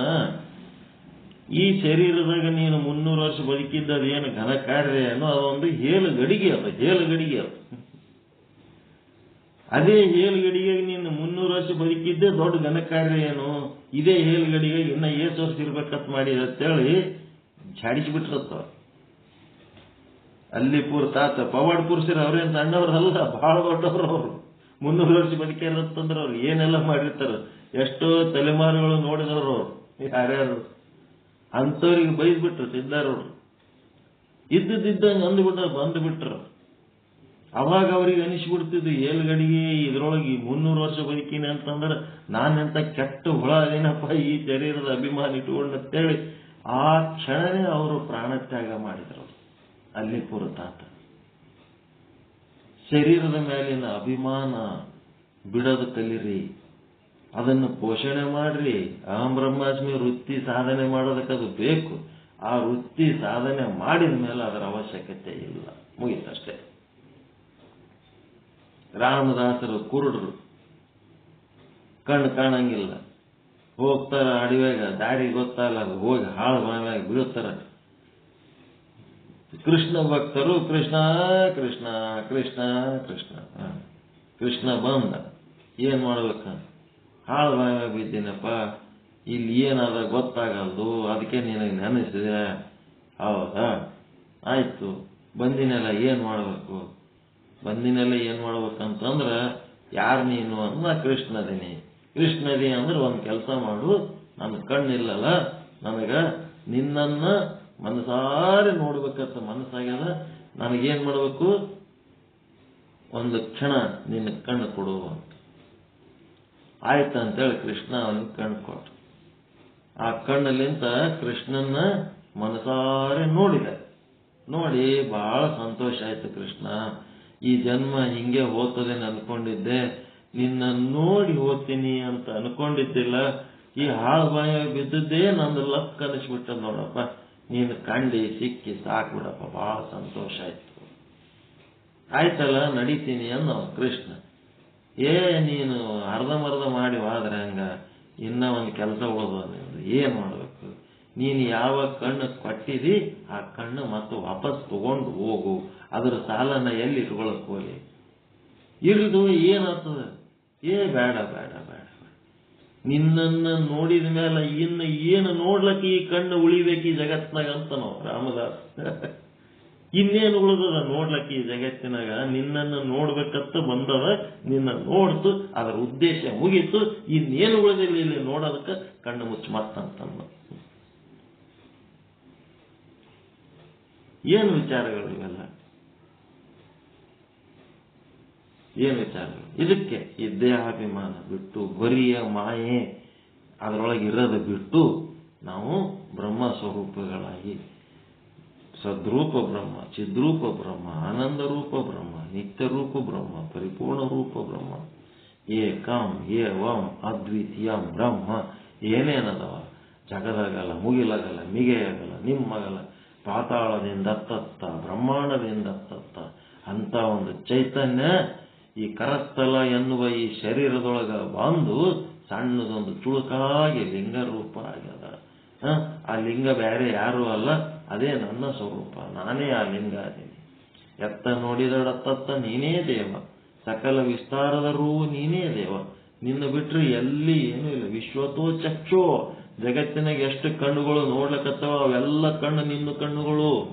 ವಿಶ್ವತೋ ಬಾಹು, ಜಗತ್ತಿನಾಗ ಎಷ್ಟು ಕೈಗಳು ಕೆಲಸ ಮಾಡ್ಲಕತ್ತವ ಎಲ್ಲ ಕೈ ಒಳಗೆ ನೀನೇ ಇದ್ದು ಕೆಲಸ ಮಾಡಿಸ್ಲಕತ್ತಿದಿ.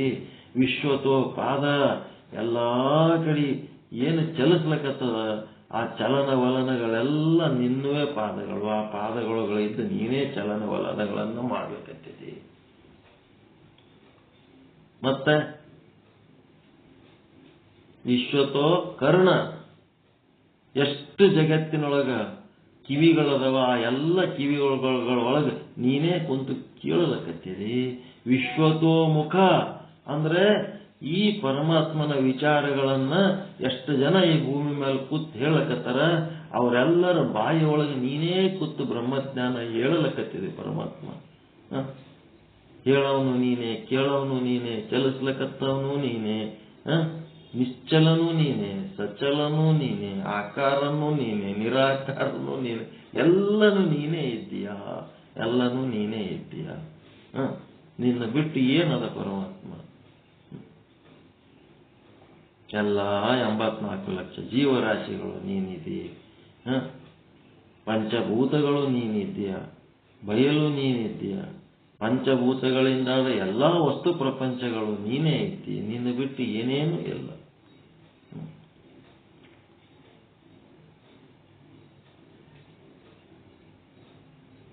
ಈ ಅನುಭವ ಅಮೃತ ನಮ್ಮೊಳಗ ಉಂಟಾಯಿತು ಅಂತಂದ್ರೆ ಆ ಶರೀರದೊಳಗಿರುವ ಅಶಕ್ತತೆಗಳು, ರೋಗ ರುಜಿನಗಳು ಎಲ್ಲ ಕಿತ್ಕೊಂಡು ಹೋಗ್ಬಿಡ್ತಾವ.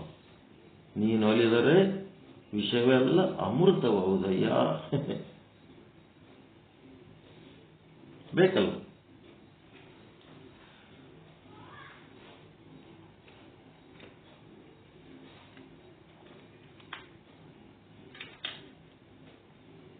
ಪರಮಾನಂದ ಪ್ರಾಪ್ತಿ ಭವ, ಸರ್ವ ದುಃಖ ನಿವೃತ್ತಿ ಭವ, ಇಷ್ಟಾರ್ಥ ಸಿದ್ಧಿರಸ್ತು, ಯಶಸ್ವಿ ಭವ ಯಶಸ್ವಿ ಭವ. ಜೈ ಶುದ್ಧ ಬ್ರಹ್ಮ, ಜೈ ಜೈ ಶುದ್ಧ ಬ್ರಹ್ಮ. ಓಂ ಶಾಂತಿ ಶಾಂತಿ ಶಾಂತಿ. ಎಲ್ಲರಿಗೂ ಶರಣಾರ್ಥಿ, ಎಲ್ಲರಿಗೂ ಶರಣಾರ್ಥಿ. ಇದುವರೆಗೆ ಶುದ್ಧ ಬ್ರಹ್ಮದ ಸದ್ಗುರುಗಳಾದ ಶ್ರೀ ಶರಣಪ್ಪ ಸ್ವಾಮಿಗಳು ಈ ಮಾಯೆಯ ಹಿರಿಯ ಮಾಯೆ, ಚಿರಿಯ ಮಾಯೆ, ಬಗೆಯ ಮಾಯೆ ಅದರ ಬಗ್ಗೆ ಸುಂದರವಾಗಿ ವಿವರಣೆ ತಿಳಿಸಿಕೊಟ್ರು. ಇವತ್ತು ಬರಿಯ ಮಾಯೆಯ ಬಗ್ಗೆ ನಾಮ ರೂಪಗಳಿಂದ ಕಾಣುವುದನ್ನೇ ಬರಿಯ ಮಾಯೆ. ದೇಶ ವರ್ಣ ಒತ್ತುಗಳನ್ನು ನೋಡಿ ನಾನು ಬ್ರಹ್ಮ ಅಂತ ತಿಳಿಯಲಾರ್ದ ಈ ಜಗತ್ ಸತ್ಯ ಅಂತ ತಿಳಿದರೆ ಬರಿಯ ಮಾಯೆ. ನಾನು ಉಪಾತ್ಮಕ ಶರೀರವೇ ನಾನು, ತೋರುವ ಸಂಪತ್ತು ಜಗತ್ತಿನ ಸಂಪತ್ತಿಲ್ಲ ನನ್ನದು ಅಂತ ತಿಳ್ಕೊಳ್ಳೋದನ್ನ ಬರಿಯ ಮಾಯೆ. ಬ್ರಹ್ಮನನ್ನ ಅರಿಯದೇ ಇರುವುದೇ ಬರಿಯ ಮಾಯೆ. ಸೂರ್ಯನ ಪ್ರಕಾಶದೊಳಗೆ 2 ಪ್ರಕಾರ, ಒಂದು ಸಾಮಾನ್ಯ ಪ್ರಕಾಶ, ಇನ್ನೊಂದು ವಿಶೇಷ ಪ್ರಕಾಶ. ಸಾಮಾನ್ಯ ಪ್ರಕಾಶ ಬಟ್ಟೆಗಳನ್ನು ಒಣಗಿಸುತ್ತೆ, ಆಗ ಮೀನು ಮಸೂರು ನಂತರ ಉಂಟಾದ ಒಂದು ಪ್ರಕಾಶ ಬಟ್ಟೆಗಳನ್ನು ಸುತ್ತುತ್ತೆ, ಅದೇ ವಿಶೇಷ ಪ್ರಕಾಶ. ಅದರಂತೆ ಈ ಸಾಮಾನ್ಯ ಚೇತನ ಮಾಯೆಗೆ ಆಶ್ರಯ ಕೊಟ್ಟಲ್ಲಿ ಅದು ಮಾಯೆಗೆ ವಿರೋಧಿ ಅಲ್ಲ, ಅದೇ ಈ ಸದ್ರೂಪ ವಿಶೇಷಣ. ಆದ್ರೆ ಈ ವಿಶೇಷ ಚೈತನ್ಯ ಅಜ್ಞಾನಕ್ಕೆ ವಿರೋಧಿಯಾಗೈತಿ, ಅದೇ ಚಿತ್ರೂಪ ಬ್ರಹ್ಮ. ಜೀವ ಸ್ವರೂಪದಲ್ಲಿದ್ದಾಗ ಅಜ್ಞಾನಕ್ಕೆ ಆಶ್ರಯ ಇರ್ತತಿ. ಆ ತನ್ನದಲ್ಲದ ಶರೀರವನ್ನೇ ತಾನು ಅಂತ ಹೇಳಿ ಅದರಿಂದಾಗುವ ಸುಖ ದುಃಖಗಳು ನನ್ನು ಅಂತ ಹೇಳಿ ತಪ್ಪು ತಿಳುವಳಿಕೆಯಲ್ಲಿರ್ತಾನ. ಅಹಂ ಬ್ರಹ್ಮಾಸ್ಮಿ ವೃತ್ತಿಯನ್ನ ತಿಳಿದವ ಈ ಶರೀರಕ್ಕಾಗುವ ಸುಖ ದುಃಖ ತನ್ನು ಅಲ್ಲ, ಈ ಶರೀರ ನನ್ನದಲ್ಲ ಎಂಬ ಒಂದು ಅರಿವುದೊಳಗಿರ್ತಾನ. ನಾನಲ್ಲದ ದೇಹವನ್ನ ನಾನು ನನ್ನದು ಅನ್ನೋದ್ರಿಂದಾನ ಈ ದುಃಖ, ಚಿಂತೆ, ಭಯ ಉಂಟಾಗ್ತಾವು. ಈ ಒಂದು ಬರಿಯ ಮಾಯೆಯ ಹಾಗೂ ಕಿರಿಯ ಮಾಯೆ, ಹಿರಿಯ ಮಾಯೆಯ ಒಂದು ವಿವರಣೆಯನ್ನ ಸುಂದರವಾಗಿ ಮನದಟ್ಟಾಗುವಂತೆ ತಿಳಿಸಿಕೊಟ್ಟ ಸದ್ಗುರುಗಳಿಗೆ ಅನಂತ ಧನ್ಯವಾದಗಳು. ಇನ್ನು ಮುಂದೆ ಮಂಗಳಾಚರಣೆ. ಓಂ ಪೂರ್ಣಮದಃ ಪೂರ್ಣಮಿದಂ ಪೂರ್ಣಾತ್ ಪೂರ್ಣಮುದಚ್ಯತೆ ಪೂರ್ಣಸ್ಯ ಪೂರ್ಣಮಾದಾಯ ಪೂರ್ಣಮೇವಾವಶಿಷ್ಯತೆ. ಓಂ ಶಾಂತಿ ಶಾಂತಿ ಶಾಂತಿ. ಪರಮಾನಂದ ಪ್ರಾಪ್ತಿ ಭವ, ಸರ್ವ ದುಃಖ ನಿವೃತ್ತಿ ಭವ, ಇಷ್ಟಾರ್ಥ ಸಿದ್ಧಿರಸ್ತು, ಯಶಸ್ವಿ ಭವ ಯಶಸ್ವಿ ಭವ. ಓಂ ಶಾಂತಿ ಶಾಂತಿ ಶಾಂತಿ. ಇಂದಿನ ಕಾರ್ಯಕ್ರಮಗಳ ಪ್ರಕಟಣೆ. ಮಧ್ಯಾಹ್ನ 1 ಗಂಟೆಗೆ ಇವತ್ತು ಕ್ಲಾಸ್ ಇರುವುದಿಲ್ಲ, ಭಗವದ್ಗೀತಾ ಪಾರಾಯಣ ಕ್ಲಾಸ್. ಮಧ್ಯಾಹ್ನ 4 ಗಂಟೆಗೆ ಲಿಂಗ ಪೂಜಾ ವಿಧಾನ ಇರ್ತೈತಿ. ರಾತ್ರಿ 8:30 ಎಂದಿನಂತೆ ವಿವಿಧ ಗ್ರಂಥಗಳ ವಾಚನ ಮತ್ತು ಶ್ರೀ ಸಿದ್ಧಾಂತ ಶಿಖಾಮಣಿ ಸಿದ್ದೇಶ್ವರ ಸ್ವಾಮಿಗಳ ರಚಿತವಾದ ಗ್ರಂಥದ ವಿವರಣೆಯನ್ನ ಗುರುಗಳು ನಮಗೆಲ್ಲ ಮಾಡಿಕೊಡ್ತಾರೆ. ಈ ಎಲ್ಲ ಕಾರ್ಯಕ್ರಮಗಳ ಒಂದು ಪ್ರಯೋಜನವನ್ನ ತಾವೆಲ್ಲರೂ ಜಾಯಿನ್ ಆಗಿ ಪಡ್ಕೊಳ್ಬೇಕಂತ ಹೇಳಿ ಸರಿಯಾದ ಸಮಯಕ್ಕೆ ಜಾಯಿನ್ ಆಗಬೇಕಂತ ಎಲ್ಲರೂ ವಿಜ್ಞಾಪನೆ. ಶರಣಾರ್ಥಿ.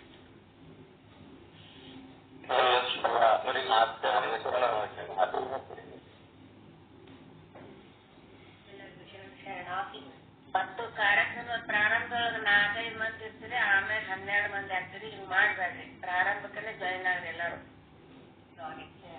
ಹೌದೌದ್ರಿ, ಸಾರಿ ನೀವು ಒಪ್ಪಿಗೆಲ್ಲ ಎಲ್ಲರಿಗೂ ಹೇಳ್ತಿರ್ತೀರಿ. ಬರ್ಬಂತ ಎಲ್ಲಾರು ಎಂಟಿಗೆ ಬರ್ತಾರ. ಪ್ರಾರಂಭಕ್ಕೆ ಯಾರು ಇರೋದಿಲ್ಲ, ಹೇಳೋ ನನ್ನ ಮಿಸ್ಟೇಕ್ ಐತಂದ್ರ ಅದಕ್ಕಾಗಿ ನೆಕ್ಸ್ಟ್ ಟೈಮ್ ಆದಷ್ಟು ಬಂದುಪಟ್ಟೆ ಪ್ರಾರಂಭಕ್ಕೇ ಜಾಯಿನ್ ಆಗ. ಧನ್ಯವಾದಗಳು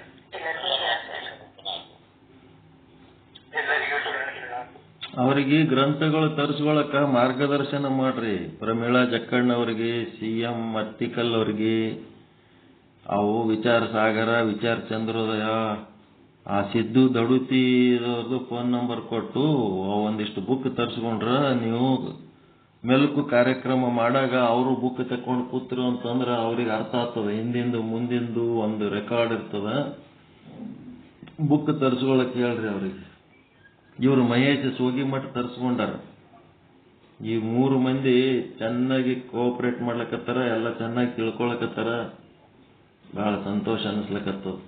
ಪುಣ್ಯ ಇದ್ದವ್ರು ಬರ್ತಿರ್ತಾರ, ಹೊಸ ಎಲೆಗಳು ಚಿಗುರ್ತಿರ್ತಾವ, ಹಳೆ ಎಲೆಗಳು ಉದುರ್ತಿರ್ತಾವ.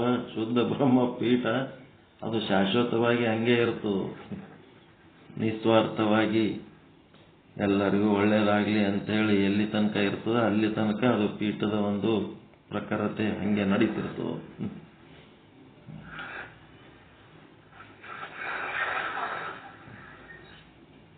ಗುರುಗಳೇ ಬುಕ್ ತರಿಸ್ಕೋತೀರ? ಮತ್ತಿಕಲ್ ಗುರುಗಳೇ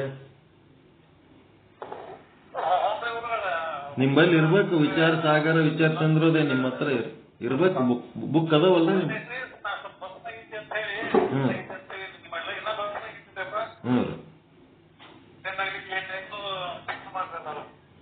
ಇರ್ಲಿ, ಇಲ್ಲ ಬುಕ್ ಅದಾವಲ್ಲ ನಿಮ್ಮ ಹತ್ರ, ವಿಚಾರ ಸಾಗರ, ವಿಚಾರ ಚಂದ್ರೋದಯ.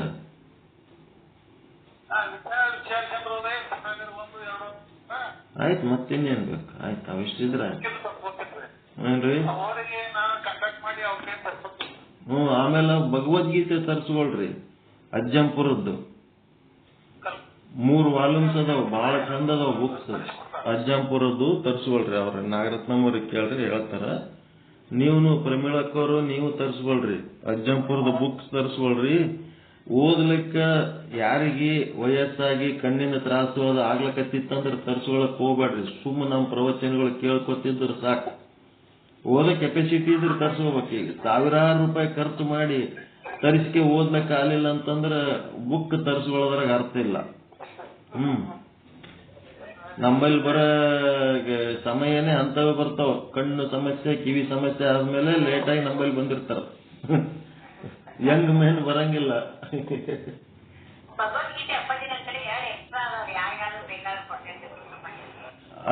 ಇವು ಅಜ್ಜಂಪುರದ ಬುಕ್ಗಳು ವಿಶ್ಲೇಷಣೆ ಮಾಡಿದ್ದು 3 ವಾಲ್ಯೂಮ್ನಾಗ ವಿಶ್ಲೇಷಣೆ ಮಾಡ್ಯಾರ. ಏನು ಮಾಡ್ಬೇಡ್ರಿ, ಭಗವದ್ಗೀತೆ ಓದ್ಲಕ್ಕಾಗವ್ರು ತರಿಸ್ಕೊಳ್ರಿ, ಓದ್ಲಕ್ ಆಗ್ಲಾರ್ದವ್ರು ಮಧ್ಯಾಹ್ನ 1 ಗಂಟೆಗೆ ನಾಗರತ್ನಂ ಅವರು ಅದೇ ಭಗವದ್ಗೀತೆ ಓದಿ ಹೇಳ್ತಿರ್ತಾರ. 1 ಗಂಟೆ ಕ್ಲಾಸ್ ಮಿಸ್ ಮಾಡಬೇಡ್ರಿ. ಅದರೊಳಗೆ ಆ ವಿಶ್ಲೇಷಣೆ ಗೀತಾ ಸ್ವಾಮಿ ಅಂತೇಳಿ ಶಂಕರಾಚಾರ್ಯ ಅಂತೇಳಿ ಶಂಕರಾನಂದ ಅಭಿನವ ಶಂಕರಾಚಾರ್ಯಗಳು ಆ ಮಂಗಳೂರು ಜಿಲ್ಲೆ ಒಳಗ ಮಾಡಿ ಹೋಗ್ಯಾರ. ಅವ್ರು ಬಹಳ ದೊಡ್ಡ ಆಸ್ತಿ ಅದ ಅಲ್ಲಿ, ಪ್ರಾಪರ್ಟಿ. ಅದು ಭಗವದ್ಗೀತೆ ಆಕ್ಟಿವಿಟೀಸ್ ಮಾಡೋರಿಗೆ ಕೊಡ್ತೀವಿ ಅಂತಾರ. ಅವರು ಬೇರೆ ಬೇರೆ ಅವರು ಟ್ರೈ ಮಾಡ್ಯಾರ, ಯಾರಿಗೆ ಕೊಟ್ಟಿಲ್ಲ. ನಮ್ಮ ಲಿಂಗಾನಂದ ಸ್ವಾಮಿ ಸಂಬಂಧಪಟ್ಟಂತವ್ರು ಸಹಿತ ಹೋಗಿ ಟ್ರೈ ಮಾಡ್ಯಾರ. ಅಜ್ಜಂಪುರ ಶಂಕರಾಚಾರ್ಯ ಮಠ ನಮಗ್ ಬಿಟ್ಬಿಡ್ರಿ, ಖಾಲಿ ಬಿದ್ದದಲ್ಲ ಅಂತ. ಖಾಲಿ ಬಿದ್ದರೂ ಅದು ಹಂಗೆ ಖಾಲಿ ಬಿದ್ದಿರ್ತದೆ. ಯಾರು ಭಗವದ್ಗೀತೆಗೆ ಸಂಬಂಧಪಟ್ಟಂತ ಚಟುವಟಿಕೆ ಮಾಡ್ತೀರಿ ಅವ್ರಿಗೆ ಕೊಡ್ತೀವಿ, ಇವು ಲಿಂಗದೇವ ಅವು ಇವು ಮಾಡ್ತೀರಿ ಅದಕ್ಕೆ ನಿಮ್ಗೆ ಕೊಡಂಗಿಲ್ಲ ಅಂತ ಹೇಳ್ಬಿಟ್ರು. ಹಿಂಗಾಗ್ಯದದು. ಇರ್ಲಿ, ಏನಕ್ಕೆ ಇರ್ಲಕ್ಕ, ಓದೋ ಕೆಪಾಸಿಟಿ ಇದ್ರ ಬುಕ್ ತರಿಸ್ಕೊಳ್ರಿ. ಓದೋ ಕೆಪಾಸಿಟಿ ಇರ್ಲಿಲ್ಲ ಅಂದ್ರೆ ಕೇಳೋ ಕೆಪಾಸಿಟಿ ಇದ್ದವರು ಮಧ್ಯಾಹ್ನ 1 ಗಂಟೆ ಪಾಠ ಅಟೆಂಡ್ ಆಗಿ ಅವ್ರ ಭಗವದ್ಗೀತೆ ಪಾಠಗಳನ್ನ ಕೇಳ್ರಿ. ಮತ್ತು ಬುಕ್ ನಿಮ್ಮ ಹತ್ರ ಇದಾವ ಅಂತಂದ್ರ ಪುಣ್ಯವಂತರದಿರಿ, ಏನ್ ತೊಂದರೆ ಇಲ್ಲ.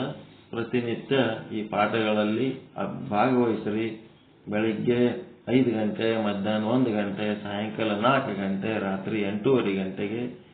ನಿಮ್ಗೆ ಒಂದು ವೇಳೆ ಅನುಕೂಲ ಆಗಲಿಲ್ಲ ಅಂತಂದ್ರ ಅದರದ ರೆಕಾರ್ಡಿಂಗ್ಸ್ ಬರ್ತಿರ್ತಾವ, ಅವು ಆದ್ರೂ ಕೇಳ್ರಿ. ಎಲ್ಲಾ ತರದ ಸಂಗೀತ, ಯೋಗ, ಸಮಗ್ರವಾದಂತ ತರಬೇತಿ ಇದ್ರೊಳಗದ. ಆರೋಗ್ಯ ಸಂಬಂಧಪಟ್ಟಂಥದ್ದು, ಶರೀರಕ್ಕೆ ಸಂಬಂಧಪಟ್ಟಂಥದ್ದು ಎಲ್ಲದಕ್ಕೂ ಮಾಹಿತಿ ಅದ. ಆತ್ಮ ಸಾಧನೆ ಮಾಡೋದಕ್ಕದ. ಇದ್ರೊಳಗೆ ಏನು ಇಲ್ಲ ನಿಮಗೆ ಅನಿಸಿತು ಕೊರತೆ ಅಂತಂದ್ರ ಅದನ್ನ ತುಂಬಿಕೊಳ್ಳಕ್ಕ ಪ್ರಯತ್ನ ಮಾಡಮು. ನಿಮ್ಮ ಸಲಹೆ ಸೂಚನೆ ಮಾರ್ಗದರ್ಶನ ಕೊಟ್ರೆ ಅವನ್ನು ಸರಿಯಾಗಿ ತುಂಬಿಕೊಳ್ಳೋಣ. ವಿಶ್ವದ ಎಲ್ಲಾ ಸಮಗ್ರ ಜ್ಞಾನ ಭಂಡಾರವನ್ನ ನಮ್ಮ ಹತ್ರ ಸಂಕ್ಷಿಪ್ತ ಪರಿಚಯ ಮಾಡ್ಕೊಳ್ಳಕ್ ವ್ಯವಸ್ಥೆ ಮಾಡೀವಿ. ಸಮಗ್ರ ಪರಿಚಯ, ವಿಚಾರ ಸಾಗರ, ವಿಚಾರ ಚಂದ್ರೋದಯ ಆದವ ಎಲ್ಲ ಗ್ರಂಥಗಳನ್ನ ಓದಿ ಎಲ್ಲರಿಗೂ ಹೇಳಿ ಪ್ರಾಕ್ಟೀಸ್ ಮಾಡೋದಕ್ಕೆ ಇಲ್ಲಿ ನಮ್ಮ ಹತ್ರ ಸಾಕಷ್ಟು ವ್ಯವಸ್ಥೆ ಅದ. ದಿನ 8 ತಾಸು ಆಧ್ಯಾತ್ಮ ಸಾಧನೆ. ನೀವು ಯಾವಾಗ ಬೇಕು ಅವಾಗ ಜಾಯಿನ್ ಆಗಿ ನಿಮ್ಮದೊಂದು 15 ನಿಮಿಷದ ಸ್ಪೀಚ್ ಮಾಡಬಹುದು. ಈ ಶುದ್ಧ ಬ್ರಹ್ಮ ಪೀಠದ ಮೂಲ ಉದ್ದೇಶ ಹೆಂಗದಂದ್ರ, ನಿಮ್ಮ ಟಿವಿ ಚಾಲು ಮಾಡಿದ್ರೆ ಹೆಂಗ 24 hours ಚಾಲು ಇರ್ತದಲ್ರಿ, ಯಾವಾಗಾರ ಚಾಲು ಮಾಡಿದ್ರೆ ಟಿವಿ ಚಾನಲ್ ಚಾಲು ಇರ್ತದ ಇಲ್ಲ? ಹಂಗ ನಾವು ಏನ್ ಮಾಡ್ಬೇಕು, 24 ಜನ ಸೇರಿ 24 ತಾಸು ದಿನ 1 ತಾಸು ನಮ್ ಪ್ರೋಗ್ರಾಮ್ ಕೊಡ್ಬೇಕು. ಯಾವಾಗರೇ ನಮ್ ಚಾನಲ್ ಓಪನ್ ಮಾಡಿದ್ರೆ ಅವಾಗ ನಮ್ದೊಂದು ಚಿಂತನೆ ನಡೆದಿರ್ಬೇಕು. 24 hours 24x7 ಅಂತಾರಲ್ಲ, ಅದು ಮಾಡ್ಬೇಕಾಗಿದ್ದು ನಮ್ಮ ಗುರಿ. ಅದು ಬರೀ 8 ತಾಸಿಗೆ ಸಮಾಧಾನ ಇಲ್ಲ ನಮ್ಮದು. ಆ ಲಿಂಕ್ ಯಾವಾಗಲೂ ಓಪನ್ ಇರಬೇಕು. ಯಾವಾಗಲೂ ಒಂದಿಲ್ಲ ಒಂದು ಕಾರ್ಯಕ್ರಮ ನಡೀತಿರ್ಬೇಕು. ಡೇ ಇರ್ಲಿ, ನೈಟ್ ಇರ್ಲಿ, ಮಿಡ್ ನೈಟ್ ಇರ್ಲಿ, ಮಧ್ಯಾಹ್ನ ಇರ್ಲಿ, ಒಟ್ಟ ನಮದು ಕಂಟಿನ್ಯೂ ಅಲ್ಲಿ ಒಂದು ಚಾನಲ್ನೊಳಗೆ ಒಂದು ಆಧ್ಯಾತ್ಮ ಚಿಂತನೆ ನಡೆದಿರ್ಬೇಕು. ಇದನ್ನ ಮಾಡ್ಬೇಕಾದ್ರೆ ಸುಮಾರು 40-50 ಜನರು ಬೇಕಿದಕ್ಕೆ. ಒಬ್ರು ಇಲ್ಲಾಂದ್ರೆ ಇನ್ನೊಬ್ರು, ಒಬ್ರು ಇಲ್ಲಾಂದ್ರೆ ಇನ್ನೊಬ್ರು. ಆ ಟೈಮಿಗೆ ತಮ್ಮ ಗ್ರಂಥ ತಗೊಂಡು ಓದಿಕೋತ್ ಕುಂದ್ರದು. ತಿಳಿಸಿ ಹೇಳಕ್ ಬರ್ತಿತ್ತಂದ್ರೆ ತಿಳಿಸಿ ಹೇಳೋದು, ಹಾಡ್ಲಕ್ ಬರ್ತಿತ್ತು ಅಂದ್ರೆ ಹಾಡೋದು, ಏನು ಮಾಡ್ಲಕ್ ಬರ್ತಿರ್ತದೆ. 1 ತಾಸಿನ ಪ್ರೋಗ್ರಾಮ್ ನೀವು ಕೊಟ್ಕೋತಿರೋದು ಕಂಟಿನ್ಯೂ. ಒಂದು 40-50 ಮಂದಿ ಸೇರ್ಬೇಕು. ನಮ್ಮಲ್ಲಿ ಏನು ಒಂದು 15-20 ಜನ ಅದೀರಿ.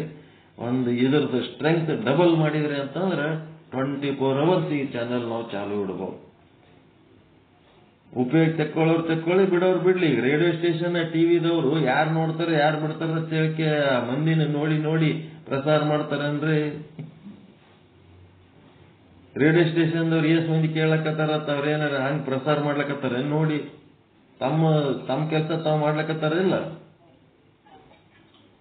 ಈಗ ಪುಷ್ಪ ಪರಿಮಳ ಬೀರ್ಲಕತ್ತದಂದ್ರ ತನ್ನ ಪರಿಮಳ ತಾ ಬೀರ್ಲಕತ್ತದ. ಯಾರು ನನ್ನ ವಾಸನೆ ಮೂಗ್ನಾಗ ತಗೊಳಕತ್ತಾರತ್ತದ ನೋಡಿ ನೋಡಿ ಪರಿಮಳ ಬೀರ್ತದೆ ಅನ್ನೋದು. ಹಂಗ ಶುದ್ಧ ಬ್ರಹ್ಮ ಪೀಠ ಏನದಂದ್ರೆ 24 hours ಇದರ ಪರಿಮಳ ಬೀರ್ಬೇಕನ್ನ ಗುರಿ ಇಟ್ಕೊಂಡದ.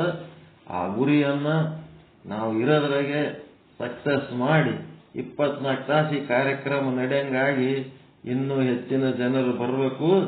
ಯಾವ ಬೂಟಾಟಿಕೆ ಮಾಡೋರಿಗೆ ಇಲ್ಲಿ ಅವಕಾಶ ಇಲ್ಲವೇ ಇಲ್ಲ. ಪ್ರಾಮಾಣಿಕ ಸಾಧನೆ ಮಾಡೋರು ಬರ್ಬೇಕಷ್ಟೇ. ನಮ್ಮ ಗುರಿ ತಲುಪಲಿ ಬಿಟ್ಟರೆ ಬಿಡಲಕ್ಕ. ಅದು ನಿಶ್ಚಲ್ ದಾಸರಿಗೆ ಬಿಟ್ಟದ್ದು, ಅವ್ರ ಗುರಿ ಅದು, ನಮ್ಮ ಗುರಿ ಅಲ್ಲದು. ಅವ್ರು ಏನ್ಯಾಕೆ ಮಾಡ್ಕೊಳ್ಳಲ್ರಕ್ಕ. ನಮ್ಮಲ್ಲಿ ಮಾತ್ರ ಪ್ರಾಮಾಣಿಕವಾಗಿ ಸಾಧನೆ ಮಾಡೋರು ಬರ್ಬೇಕಷ್ಟೇ. ಸುಮ್ಮನೆ ಅಂಥವ್ರು ಯಾರು ಬಂದು ಲೆಕ್ಕಕ್ಕೆ ಕುಂತು ಕೆಲಸಕ್ಕಿಲ್ಲ ಅನ್ನೋಂಥವ್ರು ಇದ್ರಂತಂದ್ರೆ ಅಂಥವ್ರಿಗೆ ನಮ್ಮಲ್ಲಿ ಅವಕಾಶನೇ ಇಲ್ಲ. ಎಲ್ಲರೂ ಒಳ್ಳೆ ಸಾಧಕರದಾರ ಈಗ ಸದ್ಯ ಇದ್ದವರು. ಅದ್ರೊಳಗೆ ಮತ್ತೆ ಇನ್ನ ಹೊಸ ಮಂದಿ ಬಂದು ಅದ್ರಾಗ ಸೇರ್ಕೊಂಡು ಅದಕ್ಕೆ ಶೋಭೆ ತರ್ಲಕತ್ತೀರಿ. ಈಗ ಸದ್ಯಕ್ಕೆ ಈ 3 ಜನ ಏನದಾರ ರೆಗ್ಯುಲರ್ ಅಟೆಂಡ್ ಆಗ್ಲಕತ್ತಾರ. ಅದು ಬಹಳ ಸಂತೋಷ. ಒಂದಿಷ್ಟು ಮಂದಿ ಬರೋದು ಹೋಗೋದು ಮಾಡ್ಲಕತ್ತಾರ. ಏನೇನು ಮಾಡೋದು ಮಾಡ್ತಾರೆ. ಯಾರ್ಯಾರ ಕಡೆಯಿಂದ ಏನೇನು ಮಾಡ್ಲಿಕ್ಕೆ ಸಾಧ್ಯ ಅದ ಮಾಡ್ತಾರೆ. ನಮ್ಮ ಕಡೆಯಿಂದ ಏನು ಮಾಡ್ಲಿಕ್ಕೆ ಸಾಧ್ಯ ಅದ ಮ್ಯಾಕ್ಸಿಮಮ್ ನಾವು ಏನು ಮಾಡ್ತೀವಿ, ಹಂಗೆ ದುಡ್ಕೋತೀವಿ, ಹಂಗೆ ಕೊಡ್ಕೋತೀವಿ. ಇಲ್ಲಿ ಗ್ರಂಥಗಳನ್ನು ಓದ್ತಾರೆ ಅಂದ್ರೆ ನಾನು ಒಂದು ಗ್ರಂಥ ಹಿಡ್ಕೋಬೇಕು, ನಾನು ಒಂದು ಓದಬೇಕು. ತಿಳಿದ್ರೆ ಹಿಡ್ಕೋರಿ, ತಿಳಿಲಿಲ್ಲ ಅಂತಂದ್ರೆ ಕೇಳ್ರಿ. ಅಲ್ಲಿ ನಾಗರತ್ನಮ್ಮವ್ರಿಗೆ ಕೇಳಿದ್ರೆ ನಿಮಗೆ ಒಂದು ಗ್ರಂಥ ಹಿಡಿಸ್ಕೊಡ್ತಾರ. ತರಿಸ್ಕೊಳ್ರಿ, ಇದು ಓದ್ರಿ, ಇದು ಹೇಳ್ರಿ, ಇದಂತ ಹೇಳ್ತಾರೆ. ಮಾಡ್ಕೊತ ಹೋಗೋದು ಹಂಗೆ. ಯಾವ ಗ್ರಂಥ ಓದಿದ್ರು ಎಲ್ಲದ್ರೊಳಗೂ ಅದೇ ಜ್ಞಾನ, ಅದೇ ಬ್ರಹ್ಮಜ್ಞಾನನೇ ಇರ್ತದೆ. ಮತ್ತೇನು ಹೊಸದೇನಿರಲ್ಲ ಅದ್ರೊಳಗೆ.